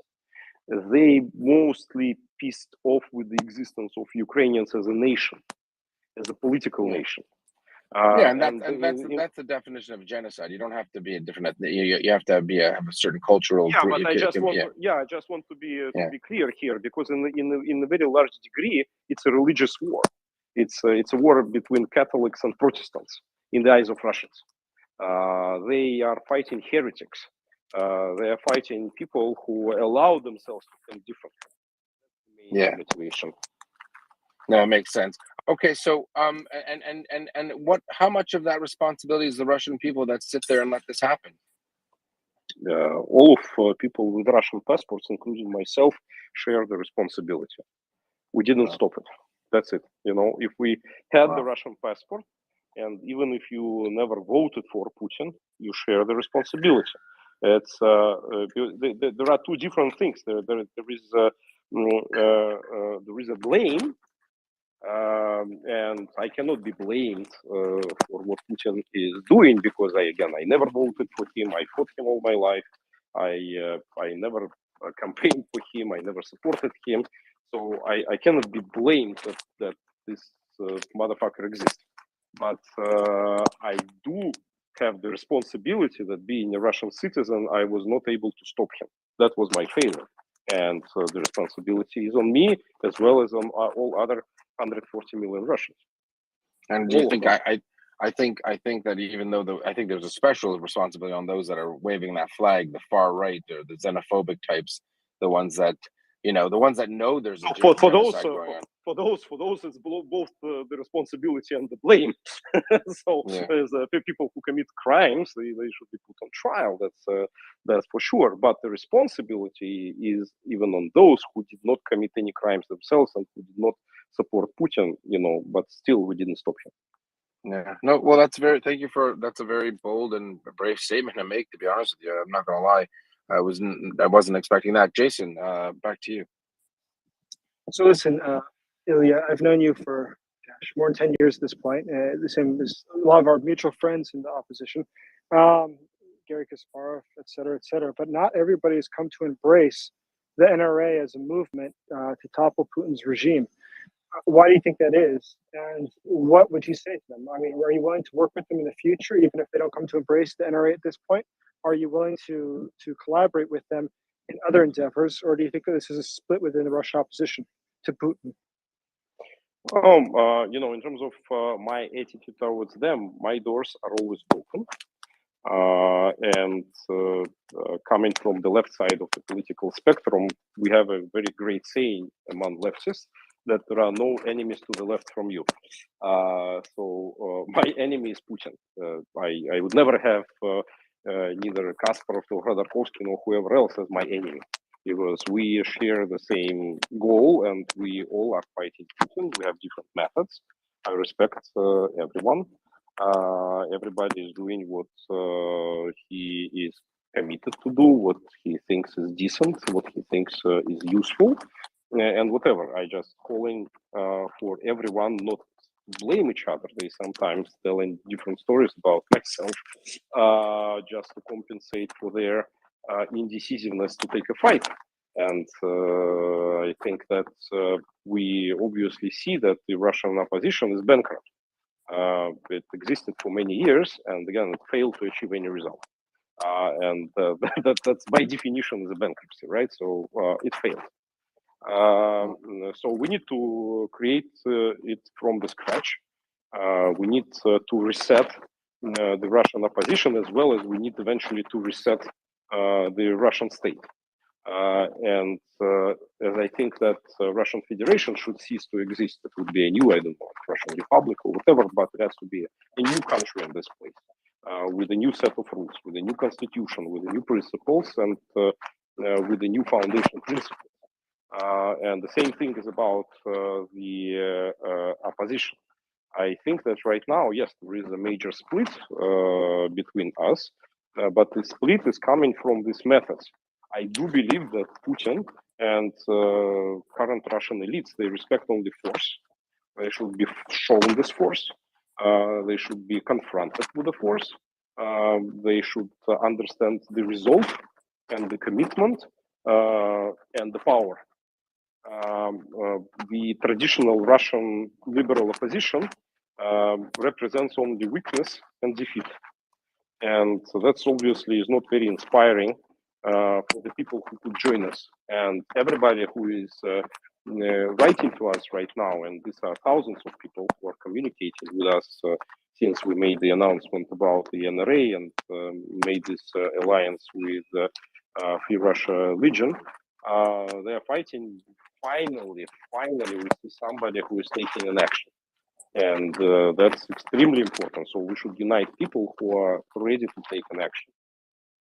Oh, thank you, Ilya. Ilya, it sounds, I don't know, something might be wrong with your mic. I'm not sure. It sounds as though, that we all know the desovietization of Russia didn't occur in '91. We know that it only changed and morphed into something different. Some people would say that it was it's now lost the ideological engine that drove it, which is the Communist Party, and now it's a cult of personality under Putin. But you're saying that Putin can't just go, but the entire system in Russia has to be turned upside down. and restarted, almost like a computer. But the problem is, how can that happen without, for example, an occupation? That's how it happened in Germany. Germany changed because it was forced to change. How can Russia change unless something drastic happens? What is that drastic? Something drastic would happen. That's the revolution. And yes, without drastic changes, it would not be possible. And that's why I'm saying that cosmetic measures here are counterproductive. We should not preserve the same people. We should not preserve the same system. It has to be a process which is similar to the process of denazification that happened in Germany after 1945. Everybody who was part of this system, who were silently or actively, it doesn't matter, supporting Putin, who were part of his political party, who were part of his system of power, they should be put under lustration. So they should be revoked from the certain political rights. We cannot and we should not and we will not put them to jail. Certain people who committed war crimes obviously will go to Hague, but that's we're talking about hundreds, thousands of state bureaucrats, and they should, be allowed to participate in business activities and social life, whatever. But they should never be part of the state anymore. There should be new people coming in. It should be new security forces. It should be new law enforcement. It should be new judicial system. It should be new government bureaucrats. New everything. Got it. Konstantin, do you have another question? Yes, I do. So my next question is, you probably have seen, and I hope you have seen this in the news. There were a number of the municipal people's deputies from different Russian cities, I think Saint Petersburg and Moscow, that actually called Putin to resign. What do you think of that? What can this be?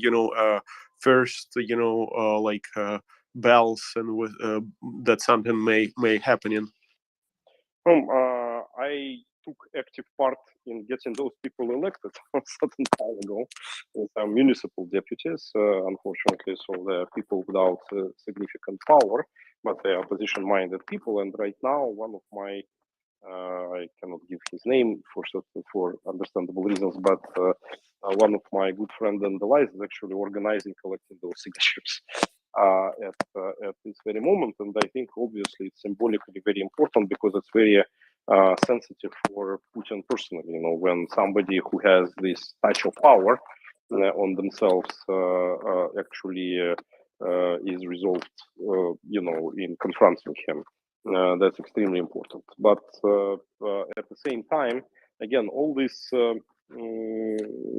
peaceful protest has a lot of moral meaning. But at the end of the day, those people would go to jail. We should understand this. They either would be forced to leave the country, but many of them would go to jail. And the deputies of St. Petersburg Municipal Assembly, who were the first to openly criticize the war, all others, they kind of put a little bit more, I would not say it's not a compromising message, but they didn't touch the question of war. They just said, okay, Putin is outdated, he captured the power illegally, manipulated the constitution, etc., etc., etc. So it's all the right things that were said, but they just not mentioning the word war.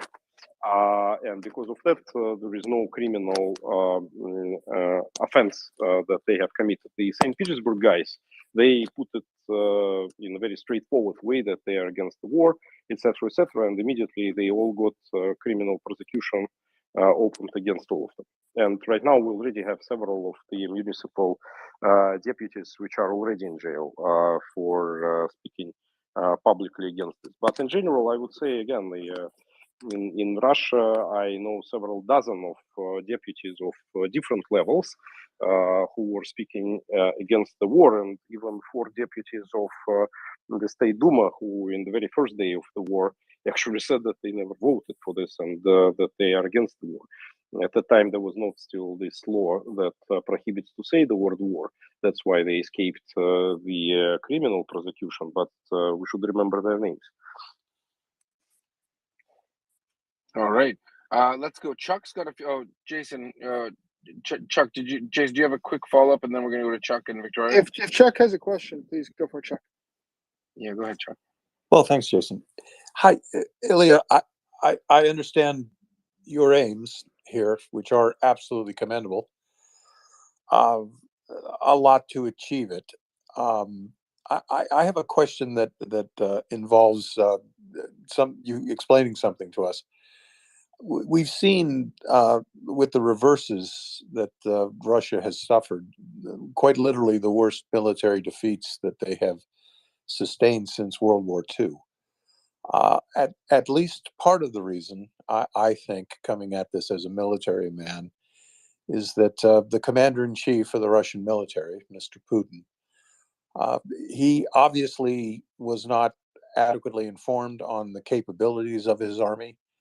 I think also he's coming to realize that the leadership qualities of his generals are not perhaps up to what they should be. It would be fascinating to hear you talk to us about what are the relationships between Putin and his generals, and at what point do they stop trusting each other? I would think that one of the things that the NRA could do, and one of the best things that could happen to achieve your ends, is to separate Putin from the levers of power.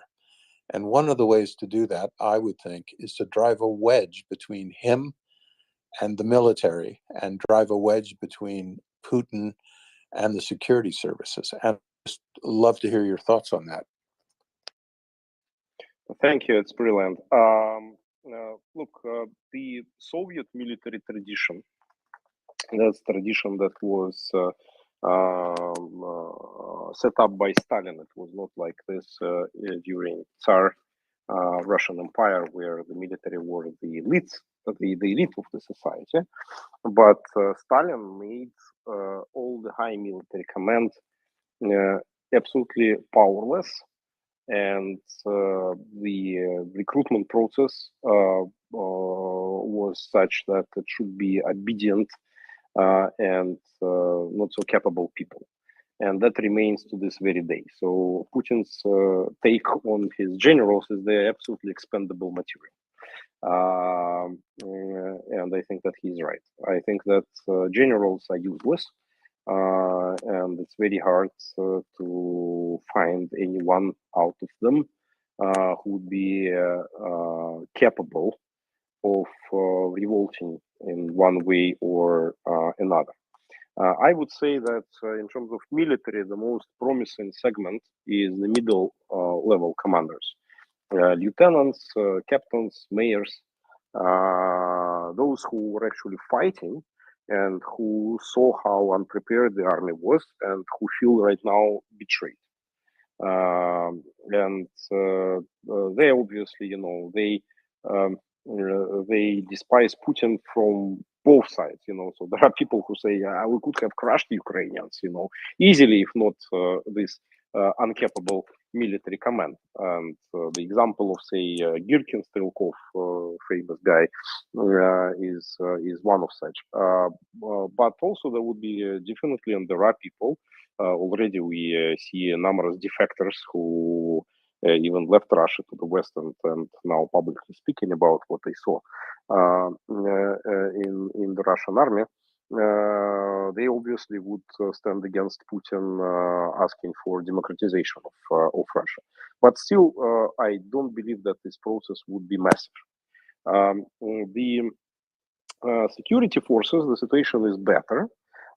Because those people are not just, military personnel, which is about discipline and stuff, but they are people who have quite a sizable property, corrupt, obviously, illegal property, but they are against what's going on because they They say, okay, we will lose the war and we will lose everything ourselves, and they are afraid of this. But the problem with them is that they have nowhere to go to, because their property is completely illegal, and kind of to acquit them in exchange of their betrayal and their defection is morally very hard to do. But we still should do it, and we're trying to be in contact with some people there, but nevertheless, I don't think that this process would be massive. What is the most probable and promising segment of the Russian authorities for defections and for actually taking some action is the Russian government. The Russian government is right now for 90% is opposed to this war, because for them it's a disruption of all of their operations, all of their values, all of their future plans. It's a problem for their families. They're very much integrated with the West. They like to travel. They have villas. They have property in the West, etc., etc., etc. And with this war, it's all being put in danger. And that's why we have this debate right now, and debate on the, for example, sanctions policies, because that's what I am always advocating, is that there has to be not just the way in, but also the way out. That firstly, you have to apply sanctions on the most pro-Western parts of Russian elites, because they still are facilitating the war. They are not pro-war, but they are facilitating the war by doing what they are doing as the government function. But still, they would be affected the most, and they would be susceptible the most towards the impact of the sanctions. And if they would see the way out, if they would understand what they have to do to disassociate themselves with this regime,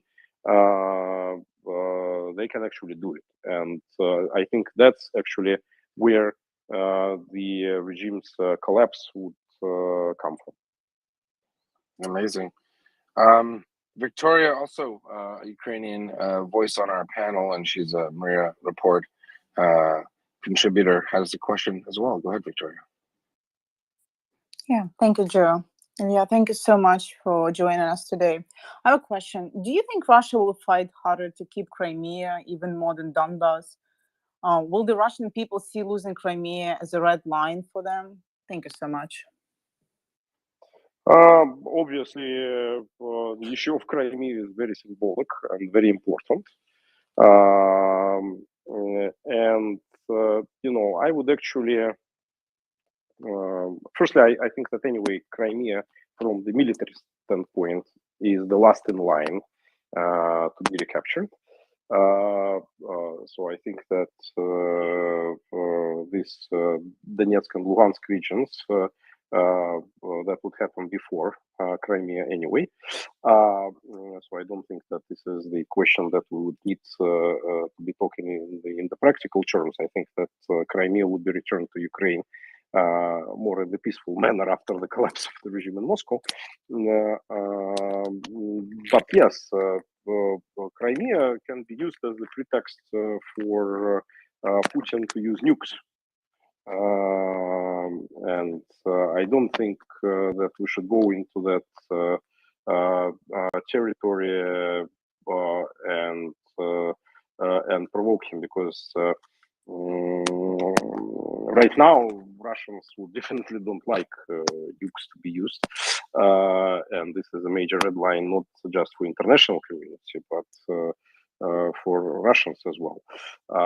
But if Crimea is kind of like all the guys are going already on Russian territory, and that would be easier for Putin to justify such a Ukraine.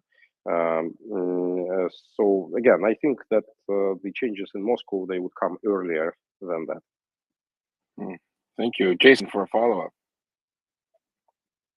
Sure. So we've discussed before, and actually it's two completely disparate questions, unrelated to each other. One is, we've discussed before, the issue of Crimea. Yes, is obviously something that Russia does put a priority on, because in the Constitution of Russia it's considered to be part of the Federation. That being said, if it's going to be equally all risk either way, perhaps another target in Russia, such as Belgorod, would be even better. It's undefended, and it would not be something that would be as difficult to take. From there, it'd be possible to negotiate the release or return of Crimea. But the other question is totally unrelated, and I apologize, but I'm grouping them together, is that a lot of, and I don't think Americans understand, and I've discussed this with you before, Russian officials, namely oil officials, people in the oil industry, tend to be going out of windows quite a bit. And I mean, it's the implication being that they're being murdered. But why is it that people in the oil industry specifically are always getting murdered in Russia? And why are they being tossed out of windows? Okay, so about Belgorod, I think Ukraine is not ready for this. Belgorod could have been taken a couple of days ago when Ukrainian army was coming to Russian borders in Kharkiv region to continue the offensive towards Belgorod would be an easy thing to do, and Russians totally vanished. So there was no defense in front of them.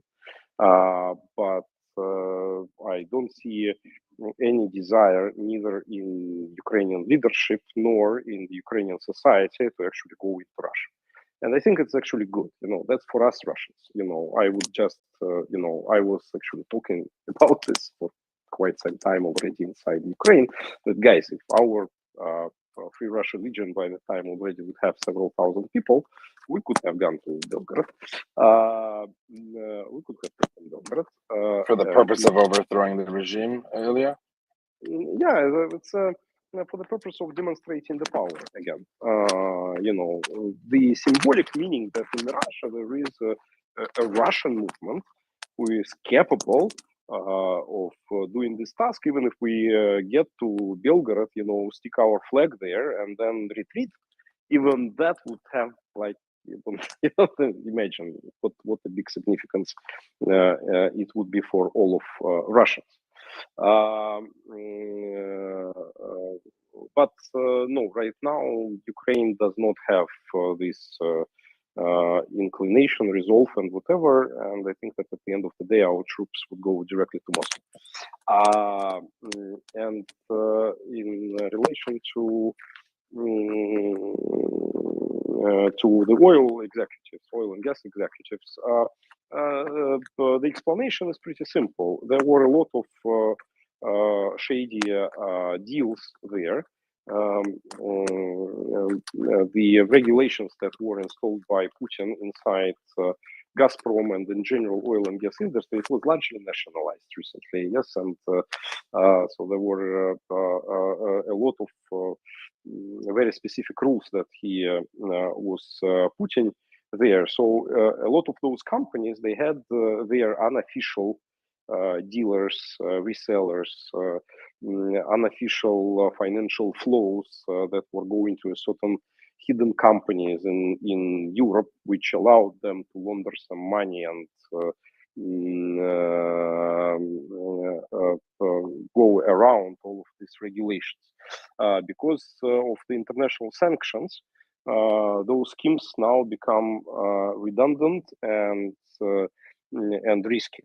And also the managers who are running them, they are the most obvious defectors, because they had business for themselves personally, and they know too much about how these things are organized. And the first victims of those murders, like Protesenia in where it was in France, I believe it was in Monaco, in Côte d'Azur anyway, and some others, they had to be exterminated completely with their families, not to allow any leaks, not to reveal the truth how the things were operated before. So basically, it's a mafia state, right? So they're cutting the loose ends. That's exactly what's happening. That's why I'm not surprised at all. All right.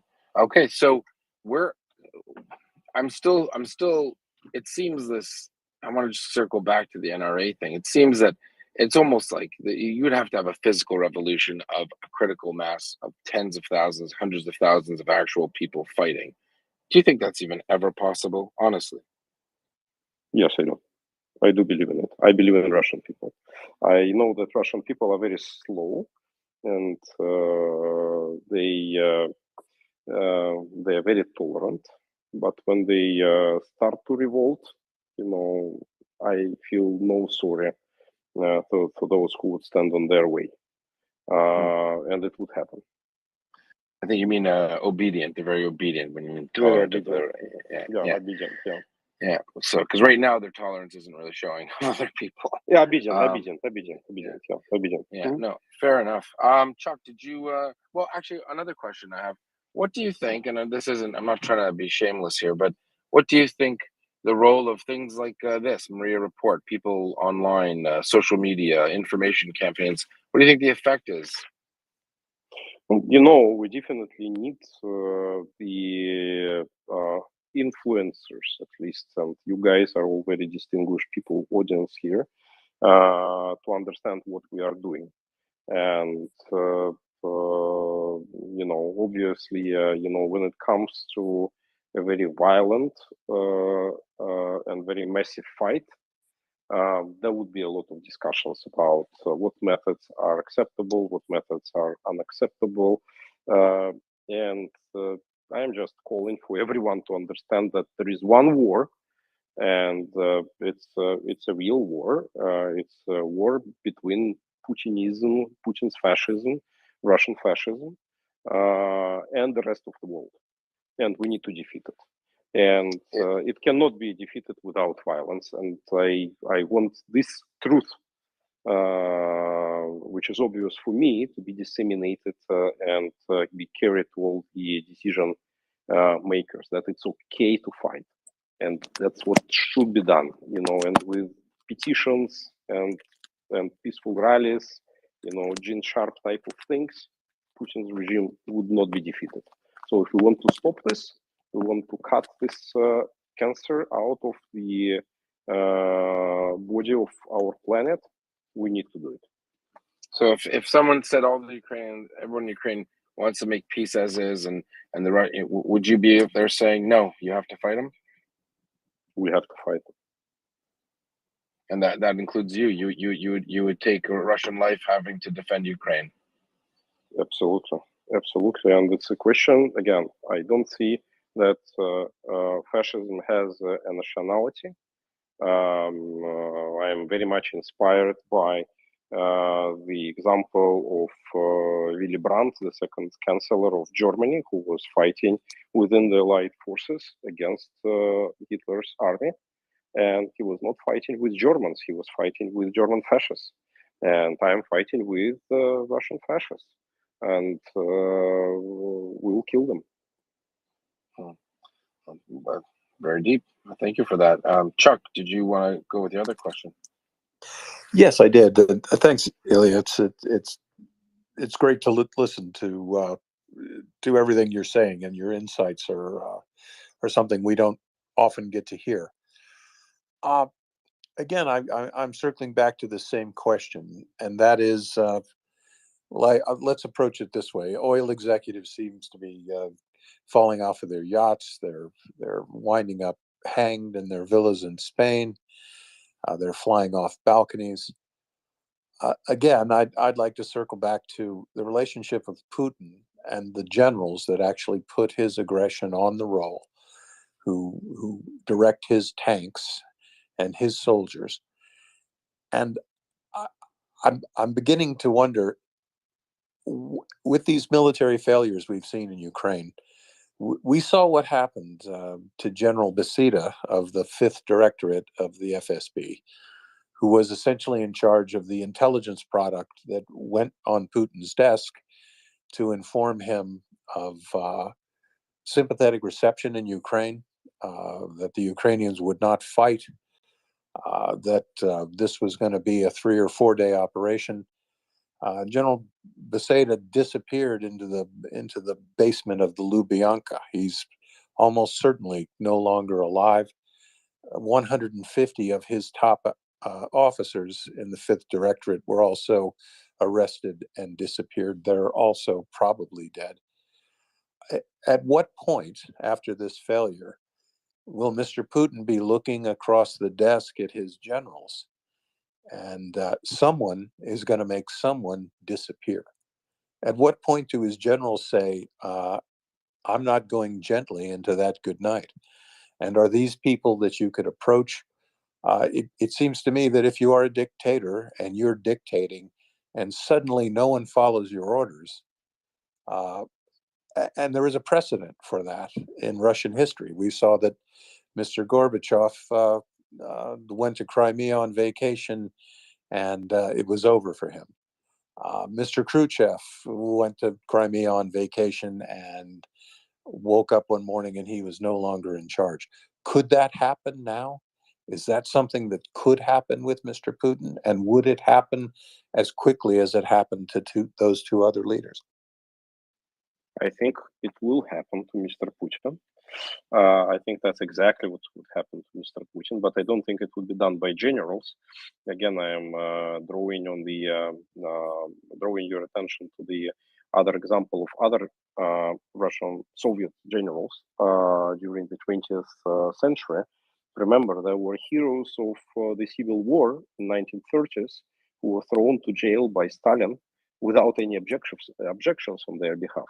You remember the example of famous Marshal Zhukov, who was the most popular military person in the country after World War II. He was sacked by Khrushchev, removed from all his positions without any protests from Mr. Zhukov. And Putin already removing quite a lot of his generals. He is shuffling them all the time. The recent reshuffle was after the defeat in Kharkiv. And still they are not protesting, they are not objecting.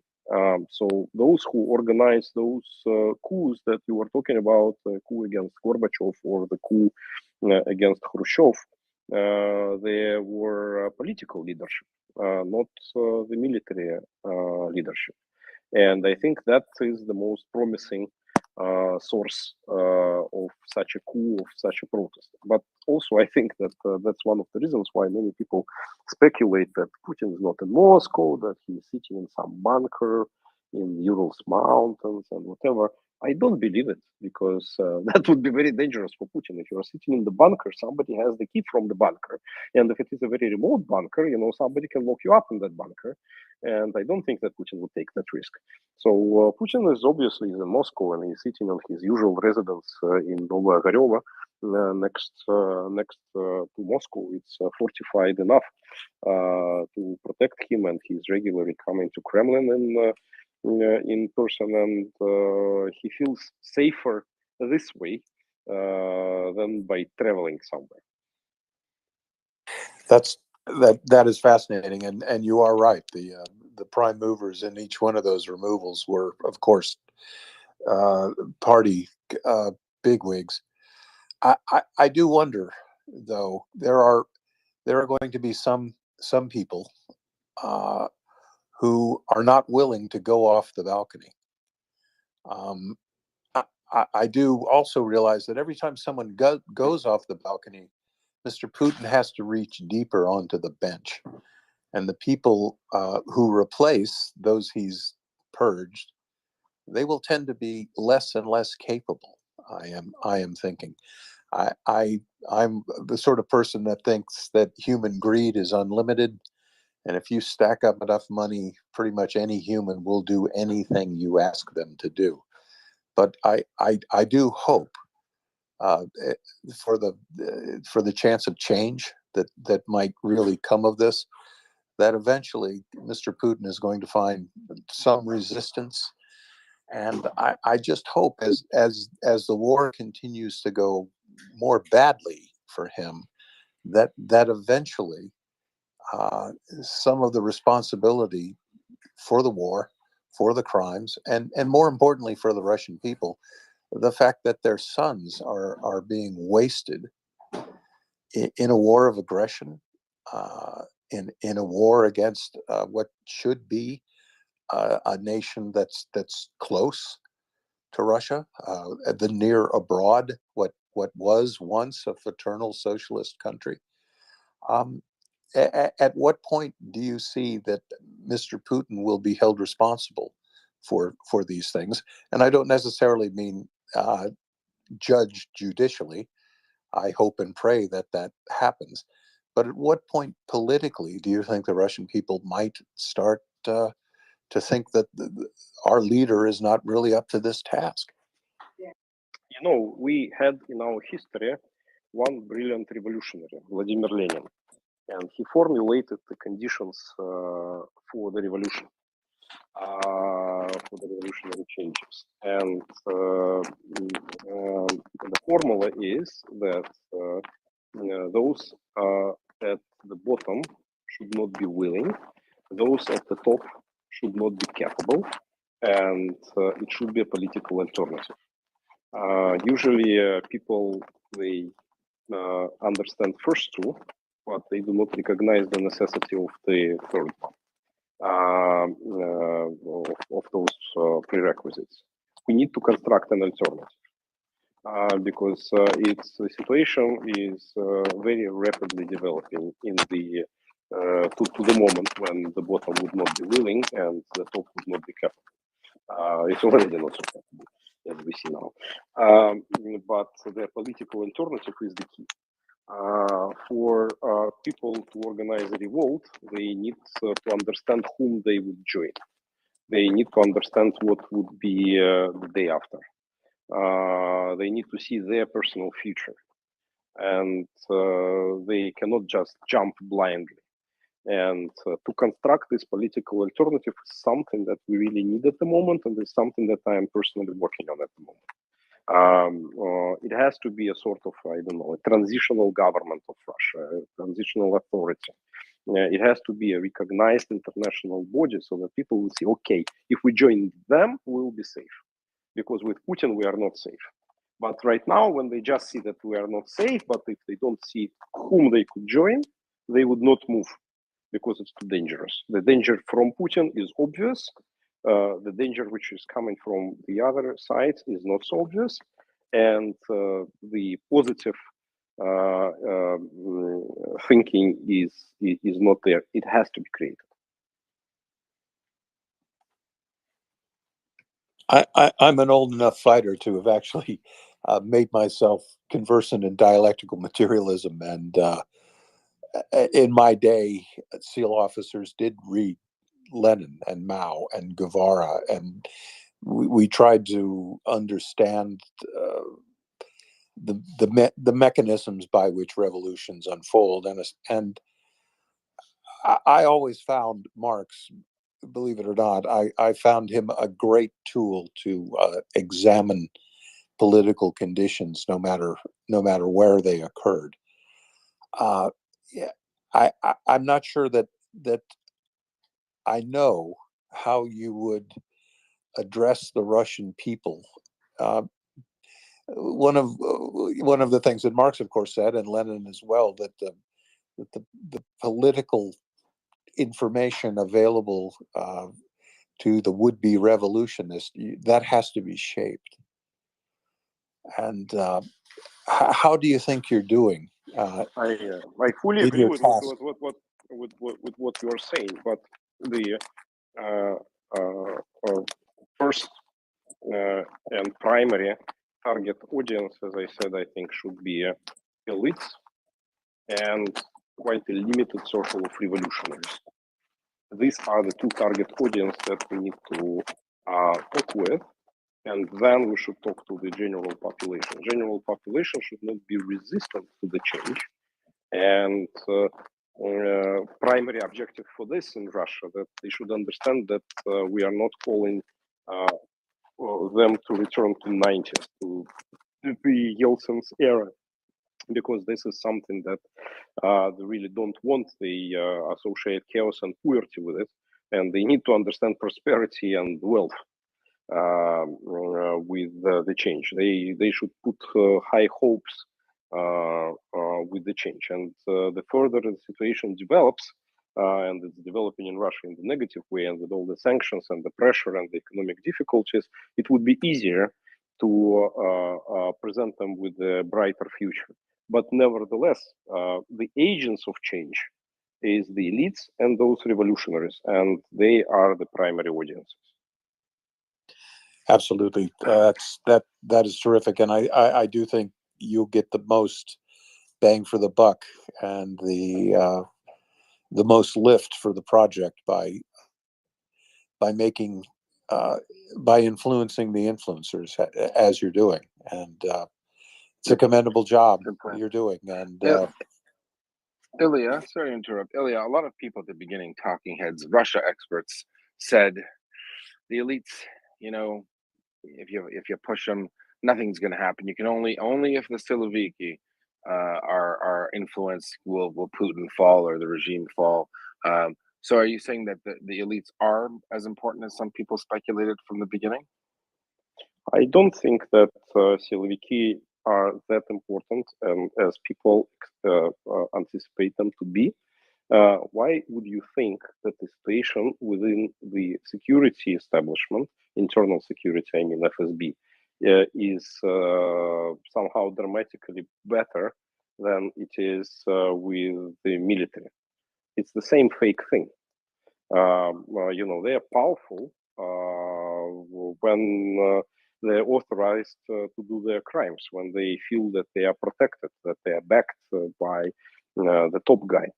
As soon as this thing would collapse, they would vanish. You know, you know, we should not underestimate the threat which is coming from them, but we shouldn't also overestimate this threat.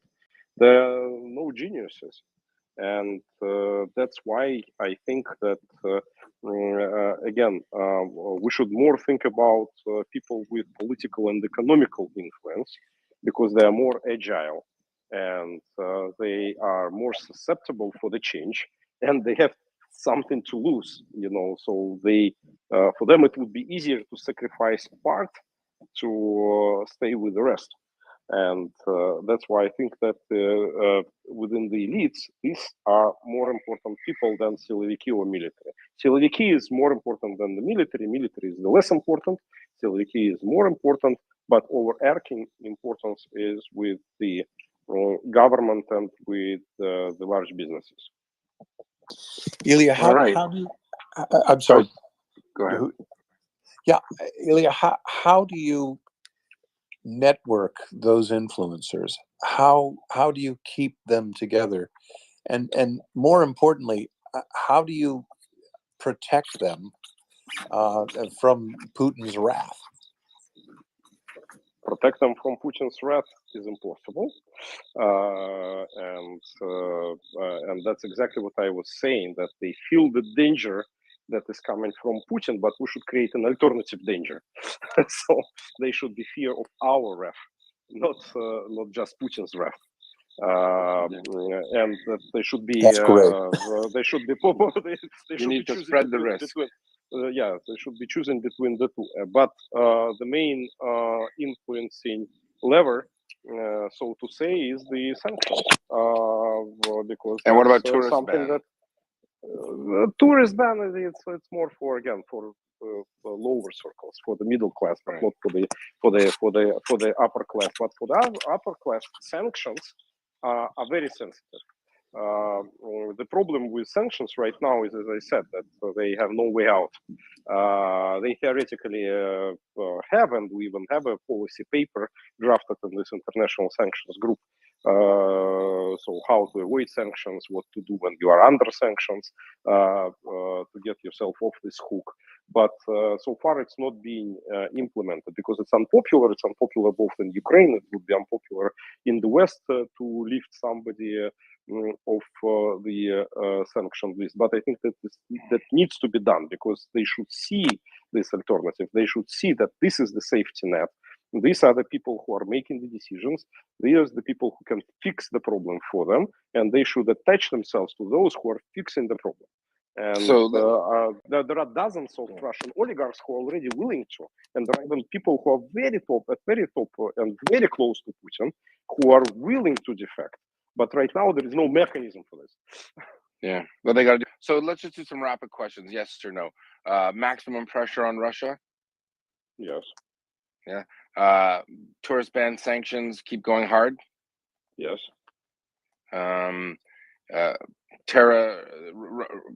call out Russia for committing genocide in Ukraine? Is that super important? It's not super important, and I don't think that, for example, United States would actually agree to call They Russia haven't. A terrorist state. No, think, but I'm talking about the people. We're talking about average people here. We should be but talking about genocide. Yes, that's for sure. Okay. All right, Jason's got a follow-up. I know. Thank you so much for all your time, Ilya. This has been a fascinating discussion for sure. Jason, go ahead. So the only question I have for you, Ilya, is because we're at the end of our 2 hours, is you have a press conference tomorrow, a big one in Washington, D.C. What are you planning on talking about? What are you going to announce? And can you give us a sneak peek of what's coming tomorrow? I would be definitely talking about the book, which is going to be published in October. Physically, it will be published in November, but the electronic version would be available in October, dedicated to Putin's birthday. I have a book. The foreword for this book that Putin has to write, the foreword is by Putin himself. So I think that you would enjoy the read. I would encourage you to buy the book. And also, if you guys want to help us a little bit, there is a website called Bravery Foundation. This is something where we collect funding for protecting our activists in Russia from the prosecution. Some of them need to be extracted outside Russia, etc., etc. So it's perfectly legal, and you can donate on this website, Bravery Foundation, if you would like to. Braveryfoundation.org. And in general, guys, I really thankful for everyone for these 2 hours. It was fascinating for me as well. And please disseminate what we have discussed. That's the most important thing. Thank you very much, Ilya. It's a lot of people have different opinions, and I think, I think you clarified a lot of your position. I think people weren't aware of them, and you're obviously, you're torn between realities of what's going on. I want to thank you, and to all those glorious heroes, Slava Ukraini. Героям слава.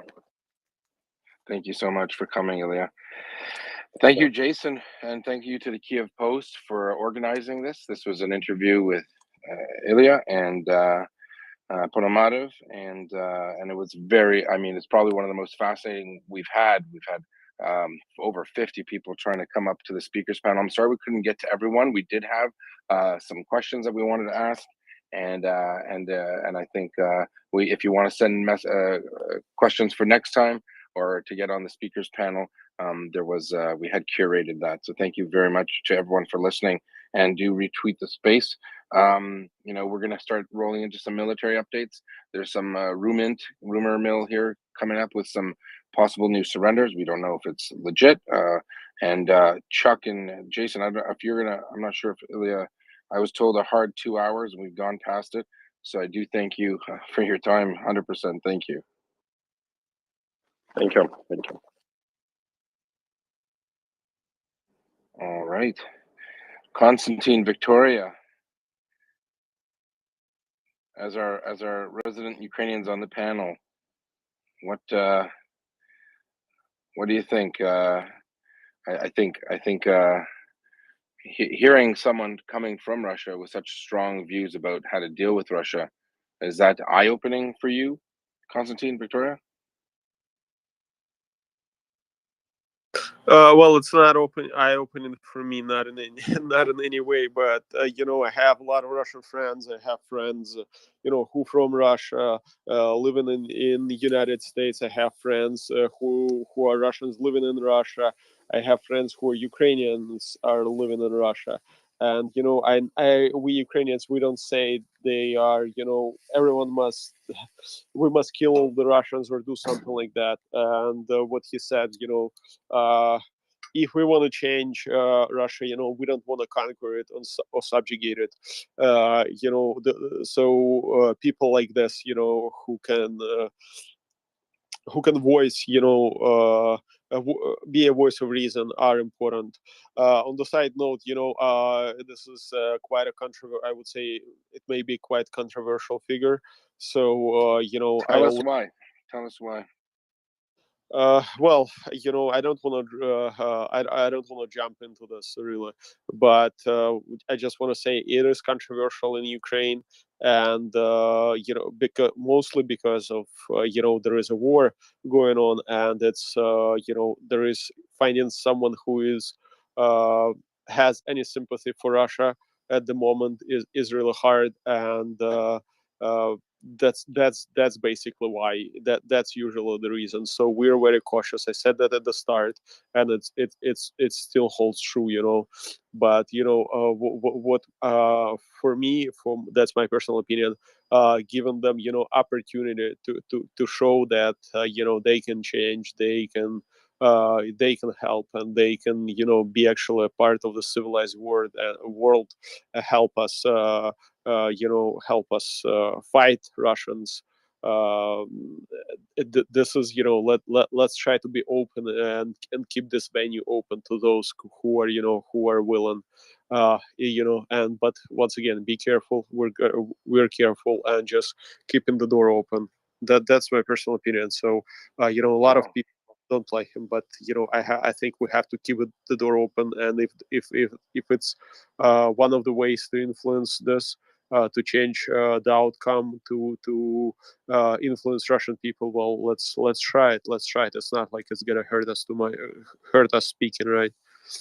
No, 100%. I mean, I didn't hear anything outlandish from his perspective at all. I mean, here's a guy who said he's responsible for it, and here's a guy who said that he that they have to fight the Russians and violence is the only answer.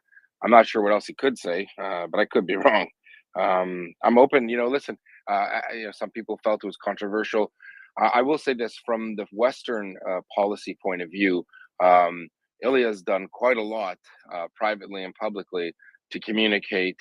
Almost sounding like a zealot about how the West can't give up on pushing Russia. I know in Ukraine his image is different. I'm totally tracking that. But for a lot of Western policymakers and decision makers, he's doing his best to influence them to not let up at all. Like not even if they say we'll leave Ukraine, that's not even a solution. So it's interesting. And I'm obviously we've got Ukrainians on the panel. We spoke about it with the team, and I'm just a pretty interesting conversation, and I was kind of blown away by some of the comments he made about Russia. Not even it hurts me, but I have to fight where I'm from. The people from where I'm from. He said, no, I'd kill them if I have to. I will. So it's interesting. Roman, please, can you jump in? Roman, are you there? Yeah, I'm here. Sorry, I muted myself. Yeah, thank you so much. It was actually eye-opening for me. I expected a little bit of different. Can you tell the audience? Can you tell the audience what we spoke about beforehand? Yeah. So basically, we had a conversation, and I had a pretty, pretty iffy feeling about this. I'm mostly also about Jason, because he was quiet, but I really wanted to hear some of his thoughts, because some of his thoughts actually, some of the things he would responded very differently to Ilya, and I've been really upset and not happy with some of the rhetoric that he has been bringing in some cases, obviously. And with Ilya, And just for disclosure, this was from the editor Bogdan of Kiev Post that I offered to have the post interview with Ilya. It wasn't really Jason we were interviewing, right? He was there from the Post. So I just want you to know, just so the audience understands, it was meant to be an interview with Ilya, but on our space. Mm-hmm. So just for clarification. But yeah, go ahead with yeah. Ilya. So with Ilya, what I was, obviously as somebody who's coming from Russia, even though he had very strong statements against Russia and Russian government, you cannot help but to agree with Konstantin that you still feel that sort of sympathy that runs all the way through. Those are his friends in Russian Duma. The fact that he says that 90% of those guys don't support Putin, I mean, I'm sorry, but this is BS. It's just, I understand that maybe somewhere that they talk about this and maybe it's not as supportive in on under the closed doors, but like, come on, they're unilaterally acting as the pawns of Putin, and they're fully supportive. You look how they talk on the news and everything, and to say 90% of the Duma people don't support Putin, I mean, that's coming. I don't know where that figure came from. And also a statement like, Ukraine is going to go to Moscow and march in Moscow. I think it's actually very dangerous rhetoric. I didn't appreciate that part because, look, Ukraine has always positioned itself, and we will, as defending our territory. We never wanted to claim more than what we have. I think going into Belgorod, yes, we could have done it. I mean, and we didn't do it. That's a horrible idea. Yeah, I mean, it's a completely horrible idea. The idea to go beyond our own territory is a horrible idea because right away that's where we lose the West, and our biggest ally is the West, is UK, is United States, and we are supported by these countries because they believe in our integrity and the fact that we are not going for somebody else's land. So I don't even know why he said that, but that idea using Ukraine to sort of recapture Moscow so Ilya can be a part. I think Moscow is the tongue-in-cheek part. Jason asked him the question about would you go to Belgorod, and I'm not sure he was that serious about it, but maybe I'm maybe I didn't read between the lines. Yeah. So again, those are the things that sort of in between the lines that kind of worry me. But look, I actually applaud Ilya for bringing some very strong statements, and I think that there is a reason why there is a cautionary tale here, and I totally agree with Konstantin. But at the same time, I think this was a very good a person that you guys brought on, and I think it's good to hear that side of the story. Thanks, Roman. I want to. We'll go to Adrian and then Ilona. I want to make it clear. I received an inordinate number of messages. I mean, hundreds. Part of democracy. Part of I didn't hear a guy boasting about murdering Ukrainian children. First of all, I heard a conflicted person, probably torn between different things. But part of why we are where we are is we have an open society. I like this. If we can make this space reflect an open, diverse place, obviously within limits that are moral limits, I think that's important. I think whether you like the guy or not, I think what we pulled out of the conversation and the information that we understood for like the way he views things, it's important because he probably, if there are other people in Russia that share his opinion, just like what Konstantin said, you got to leave some kind of door, some room. It doesn't mean you have to be loving and happy and accepting, but discussing. I want to point out to those who got some nasty man. How dare you? Excuse me. We're not closed-minded fascists either. If we're too afraid to let someone like him talk, even just talk, that says more about us than what we think of him. And I think that the discussion was measured. I hope I moderated it well enough. I just wanted to make it clear that the members on our panel were open to him speaking, if not just to hear what he said. So Roman, you're a professional at this. Was it moderated in a fair manner, do you think? Oh, absolutely. No, I think you did a very good job. I just didn't fully understand what was the role of Jason in all of this story. Again, if you see coming from Kiev Post, then that's totally fine. What you guys did with Chuck was really, really on balance. I thought that you guys asked difficult questions, and I love those. I wish maybe in the next time have a list of like 10 questions, the speed questions, where you ask and you just say yes or no. That was good. That was good. I wish you had a little bit more, because it would be, and some of these questions that especially come on a MriyaReport. We are, we have these questions, and so they can be formulated in sort of yes or no, and have a battle of those 10 questions. Maybe for the future, for these sort of more controversial quote unquote speakers, you may actually do a sort of a check for Rapid all of them fire. of those 10 questions, But anyway, overall, I think you guys did a great job. Thank you. Thanks. It was a pleasure. Thank you, Roman. if you want to stick around, please do. We're going to have some other questions. And the rapid fire, I would have done more of it. I just didn't have, there were so many questions asked, and it was also his first time. So I wanted to make sure we, you get a vibe of someone, you get a feel of someone. But the other thing is, when someone has all these personal stories related to these very key, important, these are key figures in world politics right now, Lavrov, Shoigu, I don't know anyone that had talk with Shoigu. But they get into that rabbit hole where they start talking about the whole situation, and it's tough to pull out the answers you want right away. So sometimes you have to wait. It's just about being patient. Thanks so much, Adrian. Go ahead. Hey, Yehuda. I'll be brief. I'll try to be super brief because I see Alena has her hands up, and maybe Ukrainians should have an opinion. I was one of the people DMing you, criticizing, also DMing you questions. So raising my hand to acknowledge that. I'm in between with it, I must admit, as I expressed to you in DMs as well. You did ask the question that was burning with me about genocide, and he did say it. So, okay, we shouldn't be fascist. We should acknowledge their voices, no matter what we see the Russian army doing there, doing in Ukraine, the raping and killing. I mean, it's really hard to open your heart to any Russians, and the Russians who, go abroad and float the flags. I mean, he's one guy. But I need to acknowledge the fact that he was a Russian politician who met Lavrov, who met Shoigu, who was in a certain position of influence and money. And as we all know, and as many Russia experts here have enlightened us, there is no Russian politician inside the system who, I'm not going to call it out because that might be slander, but just ask yourself, think about the Russian system and how people of influence get in there, and ask yourself how he got there. That's it. And the other thing is about the interview with Jason.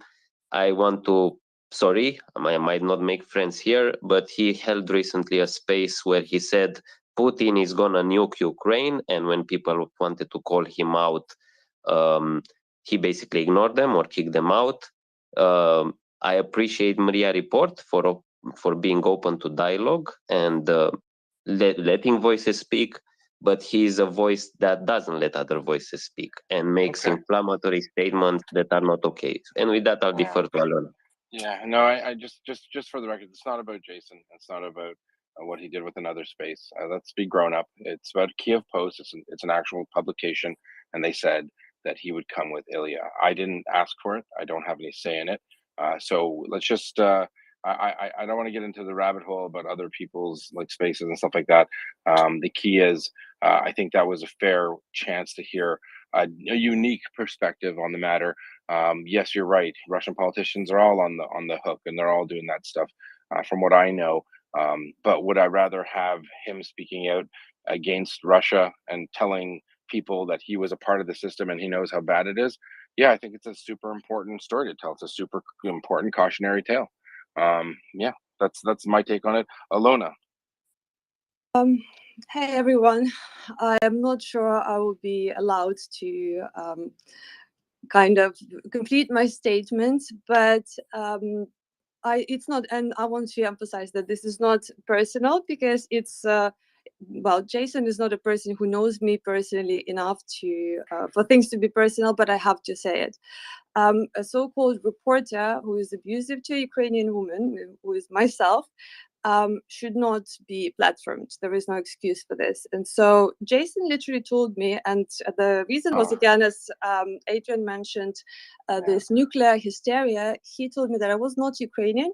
He told me that I could not speak Ukrainian, and he demanded actually that I join a Twitter space and show him that I can actually speak Ukrainian. And then he falsely accused me of funds embezzlement as well, which is actually quite a serious accusation to make in terms of my reputation, right? He never apologized, so it's not about me liking him or not liking him. I don't know him as a person, but it's a person who has a blue check mark account, who considers it's okay to him to subject someone like me to this kind of abuse. And so I really don't think his unique perspective should not be listened to. He also told Max, our friend who is Okay, before originally you go from on, just I'll let you Mariupol, finish, Alona. Alona, I'll let you finish, I but you don't. I got to would go. like to not be No, no, you will be interrupted. interrupted because you're going off script here.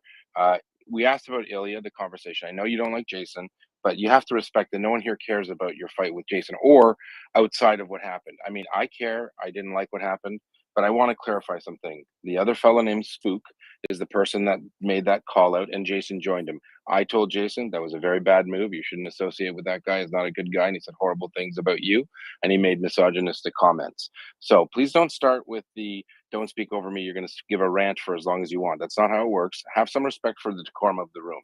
I don't agree with a lot of people, but I try to be respectful of them. So if this is going to be a big spiel about how much you don't like Jason, please wrap it up quickly. He's not here to defend himself. I get it. You hate him. I understand. I don't agree with things he says too, but I try to be civilized, and I know you're upset about it. We have Ukrainians on the panel. We've had Roman. We've had Victoria. We have had Constantine. So I really don't want this to be a personal soapbox, okay? We can have the I discussion would later, but appreciate. finish off with your point. Thank you. I would appreciate if this was not called a personal soapbox.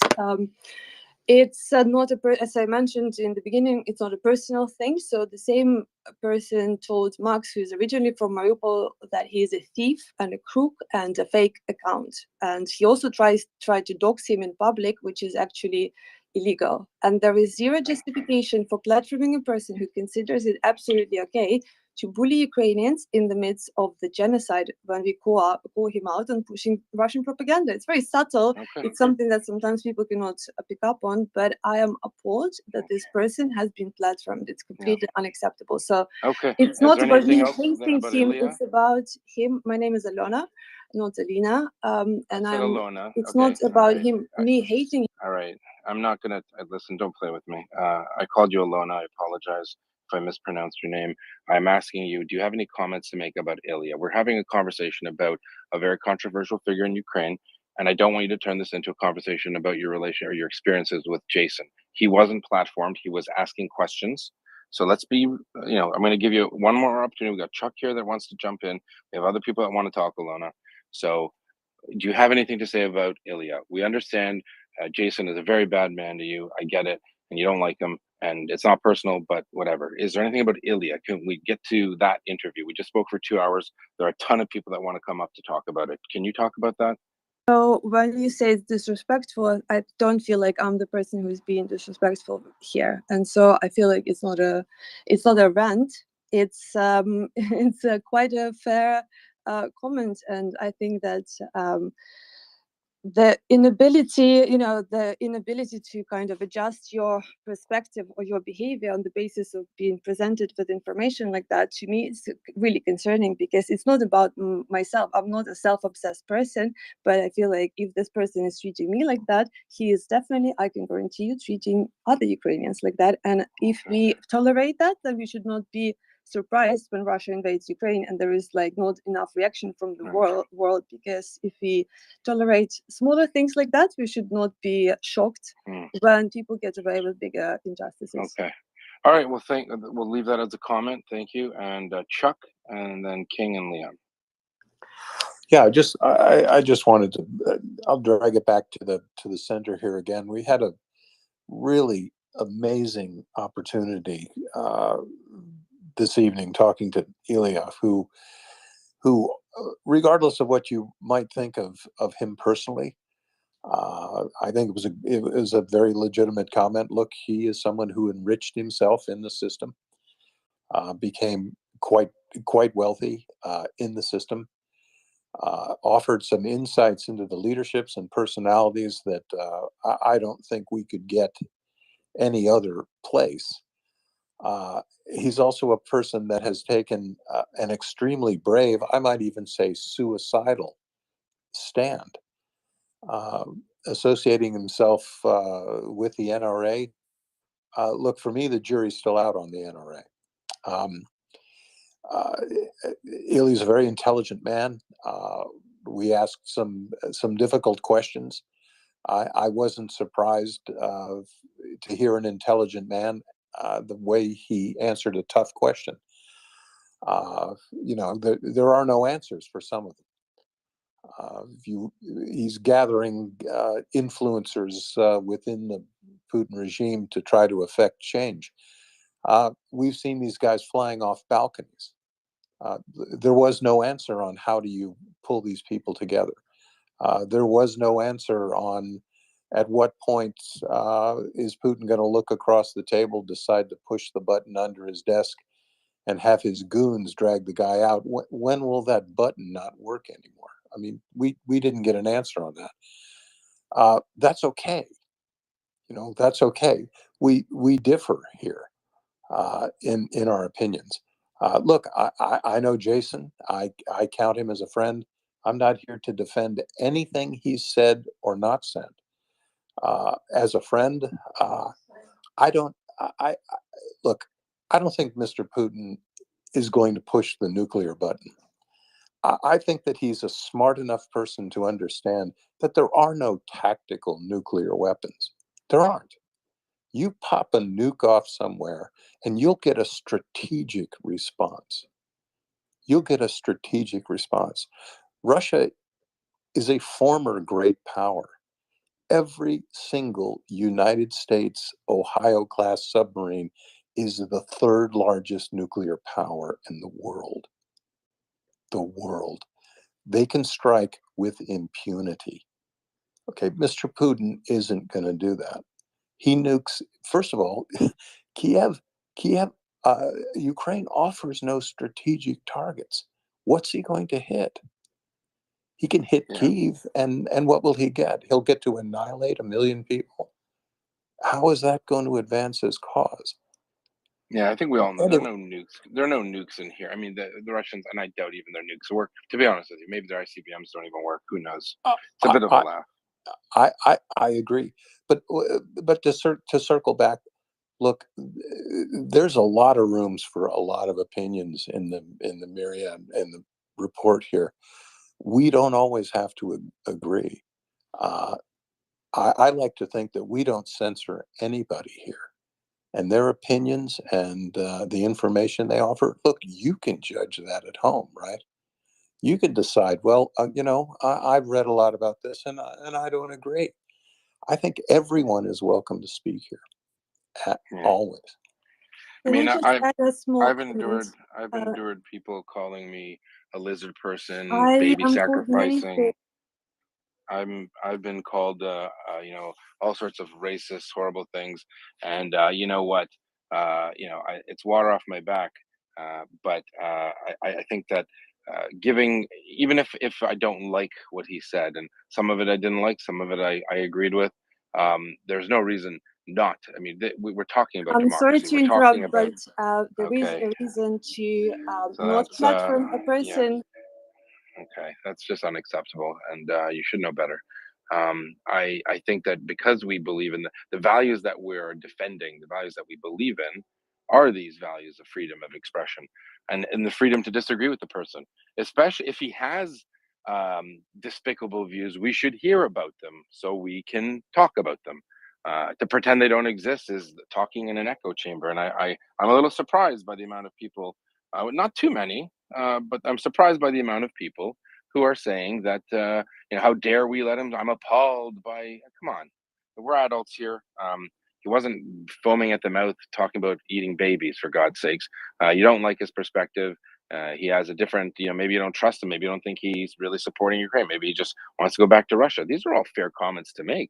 But I don't think it should be an issue of not talking to him or not allowing him to speak. That's childish. Roman. Yeah, I just wanted to reflect on this because obviously I understand the dilemma that you're in. I understand Alona, and I understand you, and it pains me to see the fight here, even because I know that you probably both coming from very good places, and hearing Chuck that Jason is friend, and let me let me just say one thing here is. I think that we do, especially a time like this, we do have to be. Um, yes, we are democracy, and we are different than Putin and Kremlin regime by the fact that we allow people to speak. But to be honest, having conversations with so many, Russian supporters and blocking so many times so many people on LinkedIn and Facebook and Twitter, and being blocked by LinkedIn and Facebook a couple times myself. I do think that this time we have to be very careful as whom do we give a platform to. So obviously, if let's say we had Lavrov who agreed to come on a MriyaReport, I don't think we should give him a platform. I'm not comparing Jason to him or Ilya or anybody else. I'm just saying that I think it's a fair comment to accept that, yeah, we are a democracy, but we're not gonna Yeah. allow just anybody speak out, because and I think that should be acknowledged. Yeah, but I mean, I'll be honest. Like, so Ilona had some factual misstatements. For example, I was there when there was a horrible account really harassing her, and it wasn't Jason's. It was someone else's named Spook. I saw them. They went into a room. He made it's just childish. They went into a room, and then the one guy started attacking Ilona, basically on a misogynistic level. I went in. It wasn't Jason. It was this other fella, and I nailed him. Right. I really was really bad about it.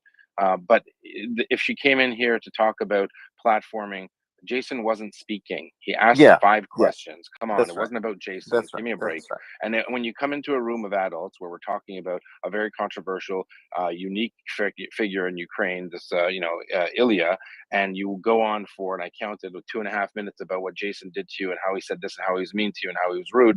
It's tone deaf is what it is. It's not realistic, because the room wants to hear about the reaction to Ilya.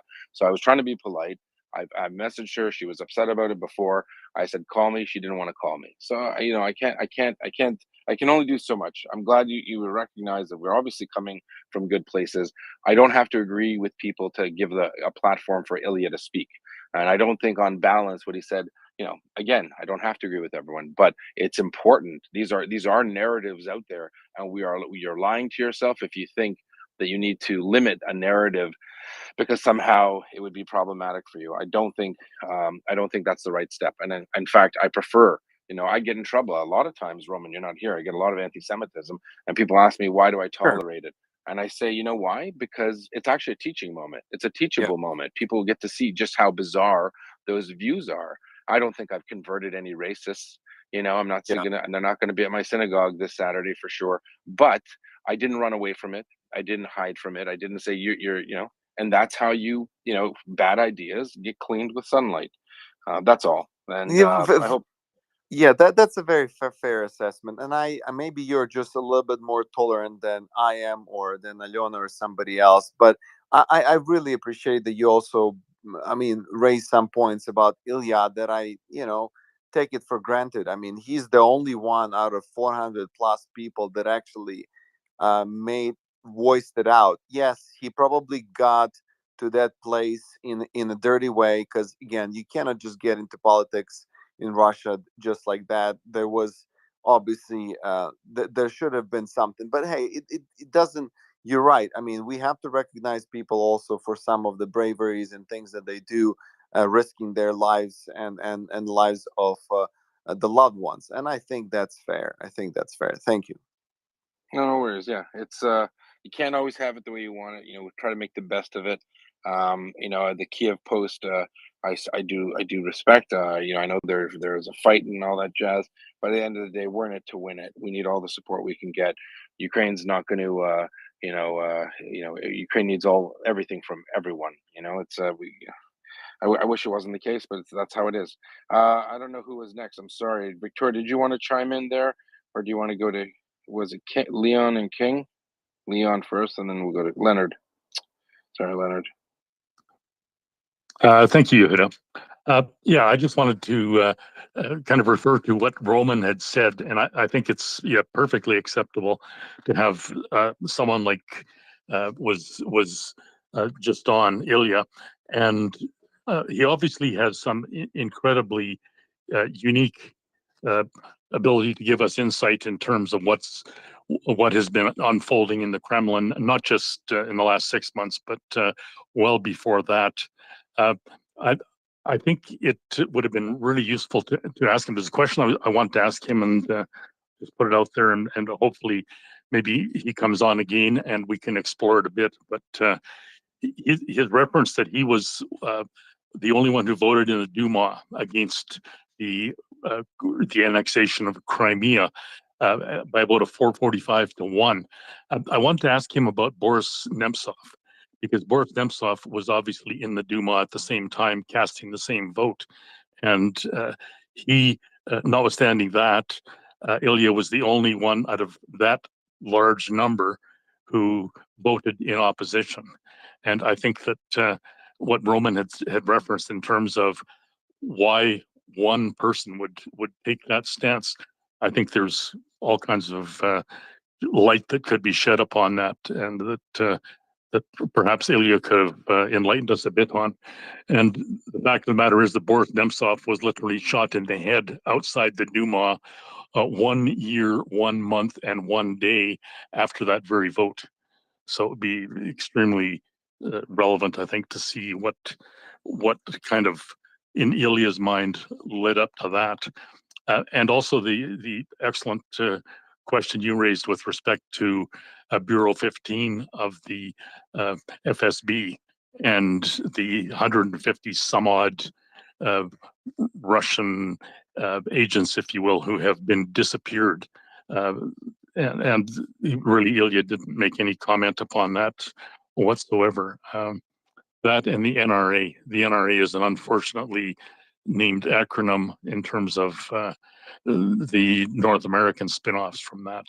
But it would have been very interesting to see what kinds of additional insight he could have given us, because apparently he just broke that literally 2 weeks ago. Yeah, and I'll be honest with you, Leonard. I called it out. I think said, I don't even think the NRA exists. I don't think NRA blew up. I think that was the FSB personally. But he says there's a group of people. I mean, yeah, I will say there are all these strange fires at the beginning blowing up, but I think that might have just been sporadic. I don't know. But I mean, I don't. Again, it's his word. We'll take it at face value. I mean, I don't think that there's no. I mean, even if there was an NRA, would they be that sophisticated to do that under the FSB's nose? What do you think, Roman?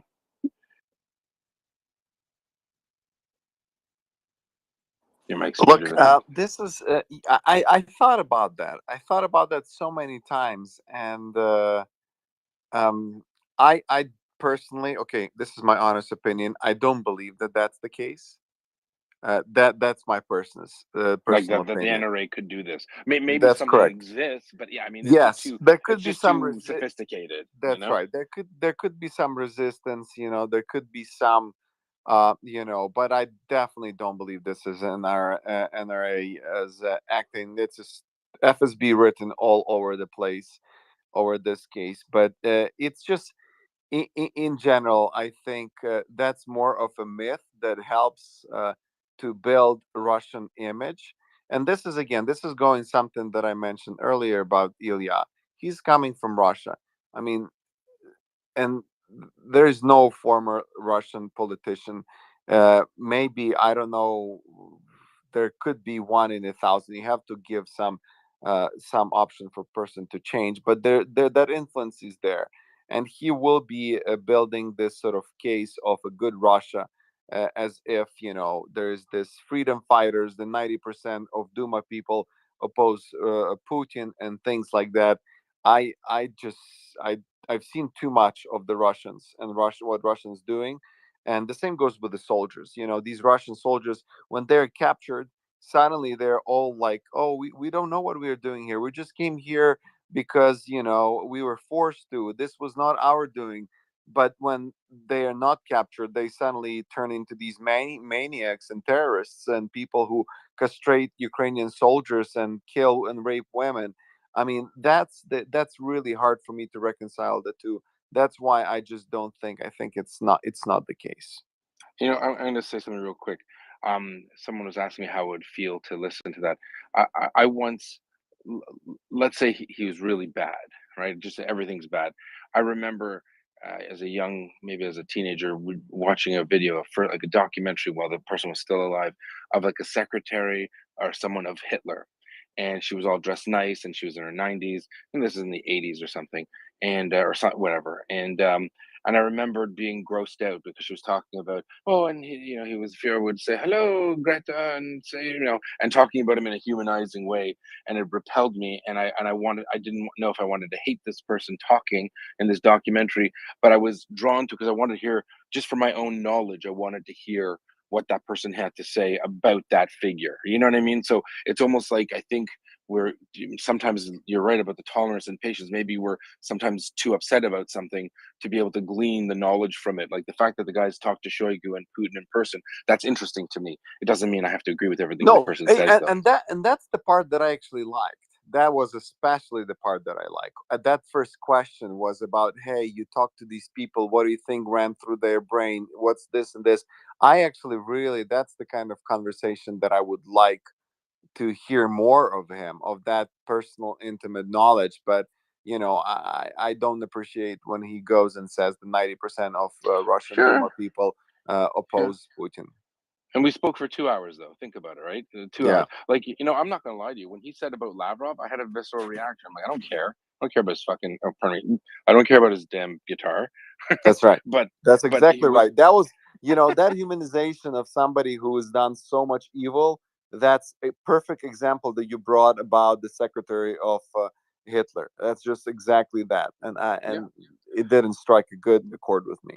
No, but you know what? That's part of, I think, growing and learning and assessing, pushing through that emotion to gain what we need to gain from it, right? So you need to know the enemy, right? I mean, I think it makes him even worse of a person that he has that warm and fuzzy grandfather side, but meanwhile he sits straight face to the camera and shills for genocide, right? That makes it even more. I'd rather hear he's a psychopath that eats rats in a basement. Like, it would make more sense. Yeah. All right. Ooh, crazy. Adrian, Carl, go ahead. All right. So without analyzing his presence too much, I'm just going to speak about these Russian liberals. What should we do with the Russians? Anna, I think, who is a follower of the space, and she is a great voice I love to follow on Twitter. She wrote a few days ago, where is something to the effect, where is the mythical Russian liberal? The Russian liberal, this unicorn of international politics. Honestly, I'm strictly speaking of myself. I'm a Romanian, and even me, Romania, who are not Slavs, our country was invaded by Russia 10 times since 1711. And most of the time they raped, they pillaged, they were the Russian Empire, they were the Soviet Union, and now as modern Russia, they threaten us because we send Ukraine artillery shells. I personally, Adrian Pârvu, don't care about the Russian liberal and his way of, there is one out there who is gonna change, it's Putin, because he said the right things. Yes, he said there is a genocide. He said there should be a visa ban. But, he was also dog whistling, in my opinion, things that, not all Russians are bad. I believe in the Russian people. They're slow, but they will get on. And he did insinuate that Russia will nuke Ukraine if they take Crimea. I don't know if you're joking or not, but he dog whistled the Kremlin talking point. And I'm finishing because I don't want to. No, I was saying, I agree with you. I said, yeah. And finally, he made an appeal for some donations or whatever grift he is running. Well, if you're donating to some Russian liberals, you're pissing your money in the wind. Donate to MriyaReport, who actually helps Ukrainians. I really felt the need to say that before I go to bed, because it's 4 a.m. and I stayed up to listen to this. And I appreciate you, Well, Yahuda. I hope you found some meaning in it, something meaningful in listening, at least. Respect you guys. I know you do a lot of work. I know you do a lot for the charity.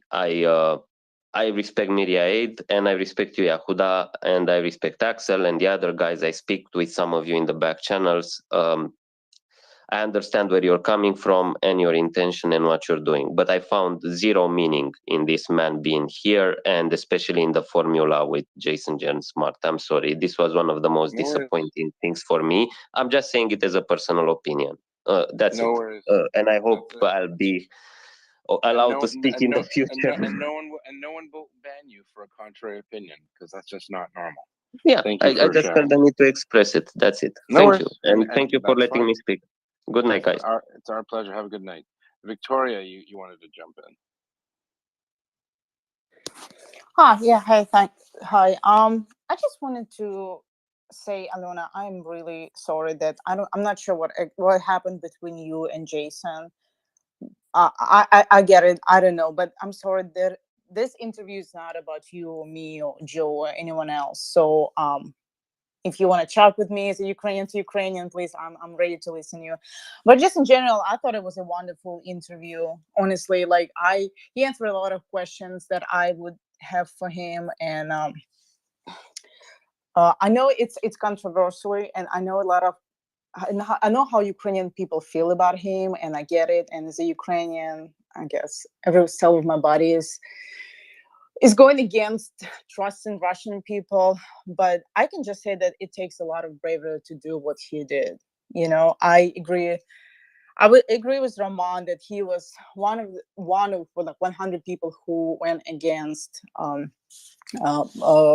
Crimea annexation, and it takes a lot to be, rebelling against his own people. And honestly, he gives me hope. That is just my own opinion. I want to trust him. I just think that maybe if he influences Russian just a little bit, you know what, I will take it.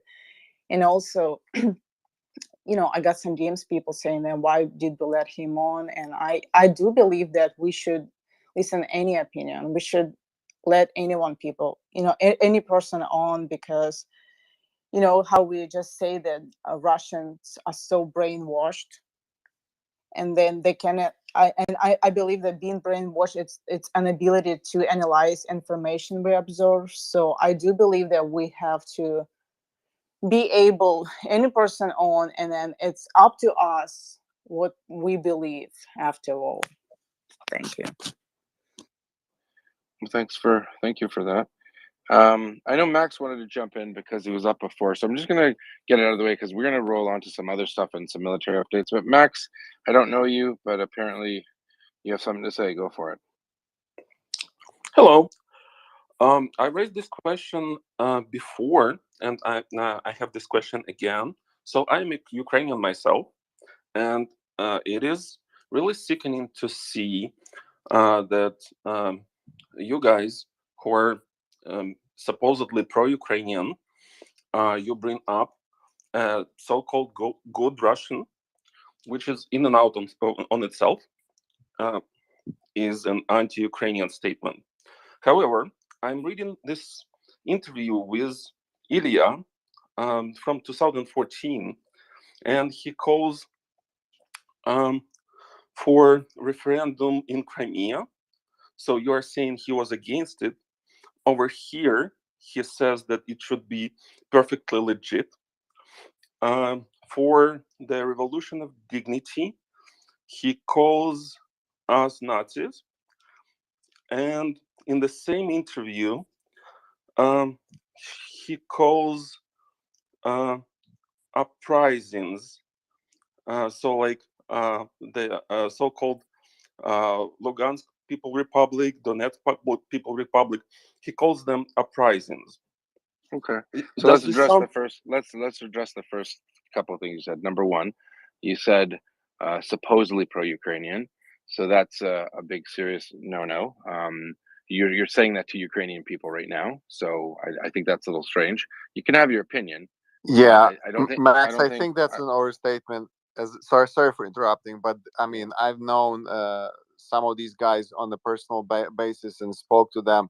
I have, I can assure you, at least from mine. I mean, if you believe that I'm pro-Ukrainian and I'm Ukrainian as it gets, I guess I'm Banderevitz from Banderevitz. I'm from the Western Ukraine, and actually live very close to where Bandera was born. But anyway, these guys really have our best interest at hand, and they're 100% behind us. Again, as I said, maybe they're less, more tolerant than I am, but I have no whatsoever, I fully trust them, just to put it bluntly. And Konstantin and Victoria are also Ukrainian. So, I mean, you can call it what you want that you don't agree with their positions. And the other issue you said is about his position calling Nazis. If I'd seen that article, if you want to send it to me, it's a question I'll bring up next time. Not a problem if there is a next time. We're not shy here. I'm not going to shy away from the truth. And because some people don't like someone, you know, if we did this all day, we wouldn't have anyone speaking because there's always someone that doesn't like someone. But anyways, Max, go on with your thing, and then we're going to go over to Carl, King, and then Carl. Go ahead, Max. Yeah, this is why it is important to bring up real journalists, not like somebody like Jason to interview somebody like a good Russian. So a real journalist would probably do a due diligence and ask them real questions, right? Right. Well, I'm not a journalist. I'm a volunteer on a website trying to help Ukraine. So, Yeah, but Jason claims he is. Okay. Again, I'm not the Jason Defense Committee, right? People keep bringing up Jason. I'm not his lawyer.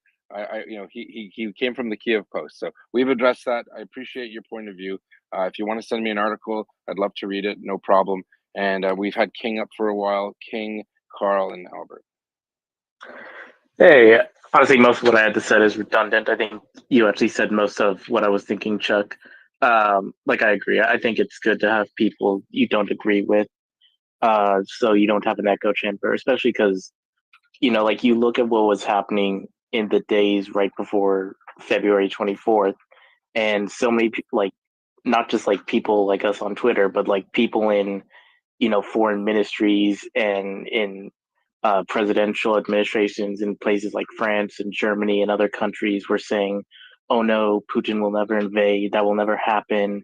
He's not like that." And meanwhile, the people, like the leaders and the people in general in countries like Estonia and Poland, were much more open to that idea because the people in, you know, like the Baltics and Eastern Europe have had to interact with the Russians. And I think, like, you know, closing yourself off, like, even if you don't agree with what they say, you still want to hear what they say because you want to know what they think. Like, if we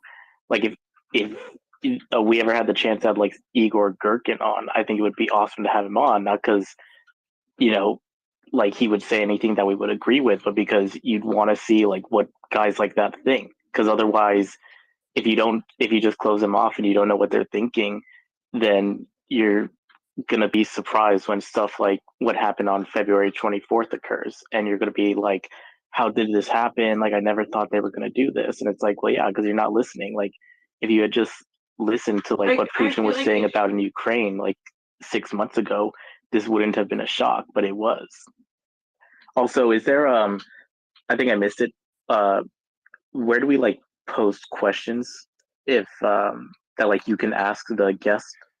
Well, I'll be honest. I used to say send them to me, but I just can't. When I'm doing the interview, I get too into the I'm trying to I write down notes about the next question, stuff like that, and it's not good to send it to me. If someone else is writing shotgun, that's the best thing to do. Whoever the next co-host is. And speaking of co-hosts, can we get Ryan up in the next team over, or my wife will divorce me? If we could get some of our co-hosts up, that'd be great. Yeah. So just send it to whoever the next co-host. Roman.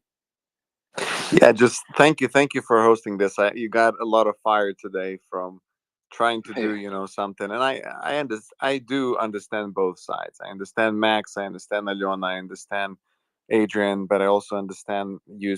You know, so just to encourage you, thank you for your support of Ukraine and trying to do the right thing. So thank you. I got Ukrainian kids inside and a Ukrainian wife, so and part Ukrainian myself. But yeah, it's personal for a lot of us too. I just think that sometimes we need to remember, as you said, Roman, we're talking to the West, and they don't know the intricacies and they don't know the history, and so I think it's important to present a measured response to these things. If we go off our emotions only, we're gonna miss some stuff. That's my opinion. Carl, and then let's go to Carl. Hi, I got a couple of short statements and a question for there's something he said that really makes sense to me. The first thing is, you know, at first I really felt he shot himself in the foot as it started when he was kind of with a lack of self-awareness regarding his audience when he was talking about Lavrov being a nice person. I suppose that's the banality of evil, and that's something you already addressed, and at the time you dealt with it really well. And overall, I think it's insightful because you get a lot of detailed thoughts from a different angle than you normally think, right? The same things that we hear over and over. And, it gives us a lot of things to reflect on. And, so some of those things may, as this progress, turn out to be really important after the initial battle was won. So I think that's really important. The thing that I really didn't understand was, he is emphatically again and again saying like the whole system needs to be destroyed and replaced. But then he was also saying that it needs to really be done through the existing political elite. And to me, those two kind of concepts don't really line up with each other. So I don't know if anyone else can explain to me what he may have really meant, or if that was really just a core contradiction.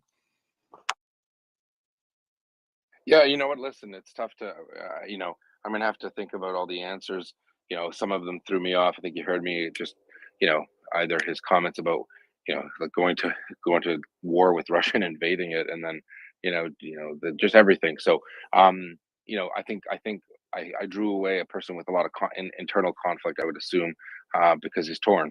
But again, as a moderator, you have to try to take a step back. If anyone's been on a debating club or anything, that's kind of par for the course.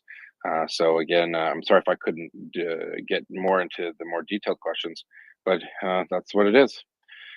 Okay, Carl. I was just saying it's all good. Yeah. I'll step. No worries. Okay, John, Chuck, our military experts. That was a spicy conversation. Obviously, a lot of this is a very emotive subject. I could see John lurking there. Wait, what did you think of Ilya overall?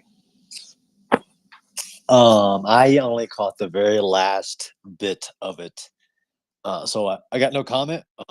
I am a researcher, so I thought it was fascinated. I will talk to anybody, to include Tucker Fardison, whatever you want to call that dude.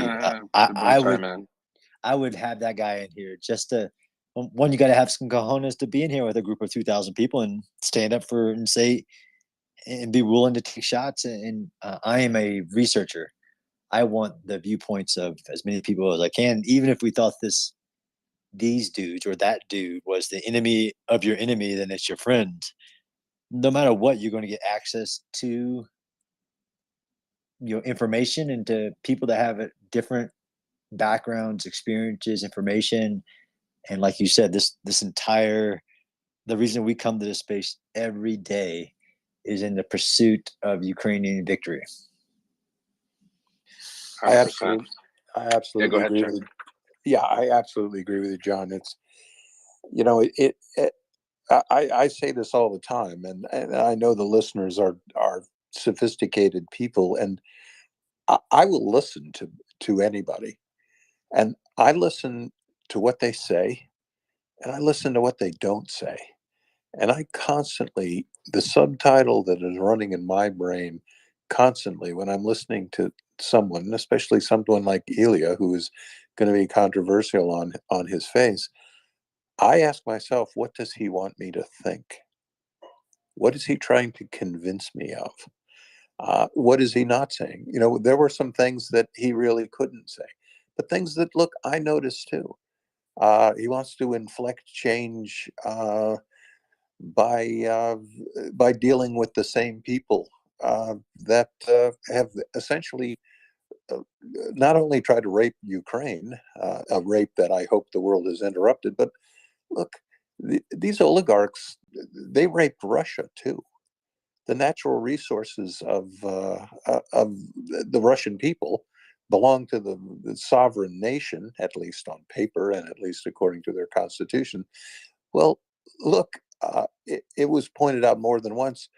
But let's inflect these people because they have villas and they have children going to Cambridge, and I'm sure that everyone realized, look, that's part of the problem, mate. That is part of the problem. That being said, I'd love it if he comes back on the program. I think we're all dealing with those shower moments after the game where you think, well, I should have said this and I should have done that. But Yehuda, I think you did a magnificent job. It was fascinating to listen to Ilya, who offered something we've never heard before. And I felt absolutely as you did, Yehuda, when he's telling me that Lavrov is a good guy. He might like whitewater rafting and he can play the guitar. But it's funny. I thought exactly what you did. I thought about Trudy, what's her name, the secretary in the Fuhrer bunker, who said Oh, you remember that one that I was talking about? You know, it chilled me as a kid. I remember looking in her face and thinking, you were right there. You looked in the face of that man. But again, all of those voices are so important for us. It's so important. You don't want to hear guys banging the same drum on this program every day. We're all united. We know what we want to see. We want to see Ukraine from border to border for Ukrainians. But we need to hear different voices. We need to hear them. We need to examine Putin's nuclear threat. We need to examine it. But, look, that's the only thing that he can wave at us now. He can't threaten Poland with his armored divisions anymore, can he? He's teetering on the brink of military irrelevancy. So again, Putin says he might have to use a tactical nuclear weapon. Like, really? Let's think about. Let's think one move ahead. This war has gone from when the invasion started in 2014. There were military theorists in the West saying conventional warfare is going to be obsolete. The Russians have invented hybrid warfare. The little green men just walk into town halls and run up the Russian flag. How can this threat be met? Those days, that was only, a couple of years ago. This war has adroitly been steered on a tactical level by the Ukrainian military. They fought a war of containment in Donbass. It was an ugly, smoldering brush war lurking on page 3 of Western papers, and it kind of went on. And no one was paying attention to this until Putin rolled the armor. And again, the Ukrainians did not try to meet him in the Battle of Kursk too. They did not try to send 500 tanks against his 500 tanks. They fell back. They left partisans and special operations forces in their wake. Those guys went to work on lines of communications and supply. It was brilliant. Brilliant. They transitioned to asymmetrical warfare, and they've been fighting a long fight. And we've seen in Kherson, they launched an offensive. They let the entire world know, we're going to liberate Kherson. This is what we're going to do. Just when the world thought, well, it's stalled in Kherson, they're not doing anything, in comes the left hook from Kharkiv. Look, let's remember this. I had someone criticize me today on the Twitter stream. 10,000 prisoners, it's clickbait. You have no sources. Look, I'll point out that Ukraine has not yet released the number of POWs they've captured. Why isn't that? Because they're depriving Mr. Putin of one of his last resorts to appeal to the patriotism of the Russian people, to liberate the X number of prisoners that are captured by the Ukrainians. Well, they haven't released the figures.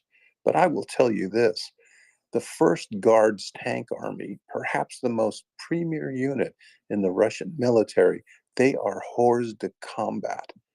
Their tanks are abandoned or on fire. Their motor rifle divisions, not brigades, not regiments, folks, not battalions, divisions. They don't have armored vehicles anymore. They don't have commanders anymore. They are on foot and running through the swamps of the Donets River Delta. They've been defeated. That's probably 15,000 men. 15,000. This is the most egregious military defeat in I don't know, it's comparable to any reverse the Russians ever suffered in World War II. And we talked to Ilya, he doesn't have answers right now. How is this going to affect Putin? When are his generals going to say this isn't our fault, it's your fault? Those are questions that there are no answers for right now. But this is the smartest audience in the Ukraine information space. 24 hours a day, you can tune in here and hear the best minds and the most informed people like Colonel Spencer, who've made a lifetime studying this kind of struggle and this sort of warfare, and Yehuda, who also has a classic military education as a staff officer and as a combatant, and who's been to Ukraine and speaks the language. This is the place to get that information. And dissenting views, always welcome. Always welcome. Thank you, Chuck. Ryan, take over for Bid, and Craig as well. You can pop me down. Thanks so much. And Roman, it was a pleasure meeting you. I hope to see you again. It was really insightful, your comments, and I appreciate your support. Thank you. Thank you. Same here. Thank you very much, Yehuda, for moderating a great discussion this evening. We'll go to Craig because I know Craig is itching to talk. Not quite itching, but I just wanted to add something on to Chuck and what he had mentioned regarding the POWs, or the non-announcement of the POWs. What I found most telling during this war, one of the events that sticks out to me the most out of everything that we've seen, is that I believe it was the Minister of Defense for Ukraine was giving an interview to CNN, and one of the questions he asked, he's like, wasn't the Moskova's been sunk, right? Isn't this a great achievement? Wasn't this a wonderful thing? And he just literally just puts his hands together, kind of non sequitur, just kind of says, it's sunk.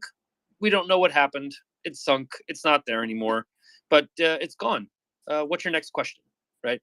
That could have very easily been a statement of, look what we did, rubbing it in their face, putting their nose in it, giving the Russians a propaganda coup that they could replay over and over and over again about how the Ukrainians are boasting about sinking the Moskva. And they didn't play into that game. They didn't play into that propaganda war. That alone should give you an idea, an extrapolation as to how well they're conducting not only the kinetic war, but the information war. So I just wanted to give supporting fires to Chuck on that one. That interview, please go back, just Google it. Moskva sinking Ukrainian interview or something like that, and it is an absolutely fantastic image of a well disciplined Minister of Defense, and just again just being smart, right? Not getting over his skis. Their job is to liberate Ukraine, not to humiliate Russia. Job number one is to liberate their country, right? First and foremost. So I just want to give supporting fires to Chuck. That's all. Well, I'll give some supporting fires to Chuck too. Now that Putin's military has basically been decimated on the field of battle, the thing I was thinking when Chuck was talking just a minute ago is anytime Putin wants to threaten any potential adversaries, their immediate response should now be, you in what army? That was brilliant. It's never been like, we need to revive that term. I thank you guys for the supporting fires.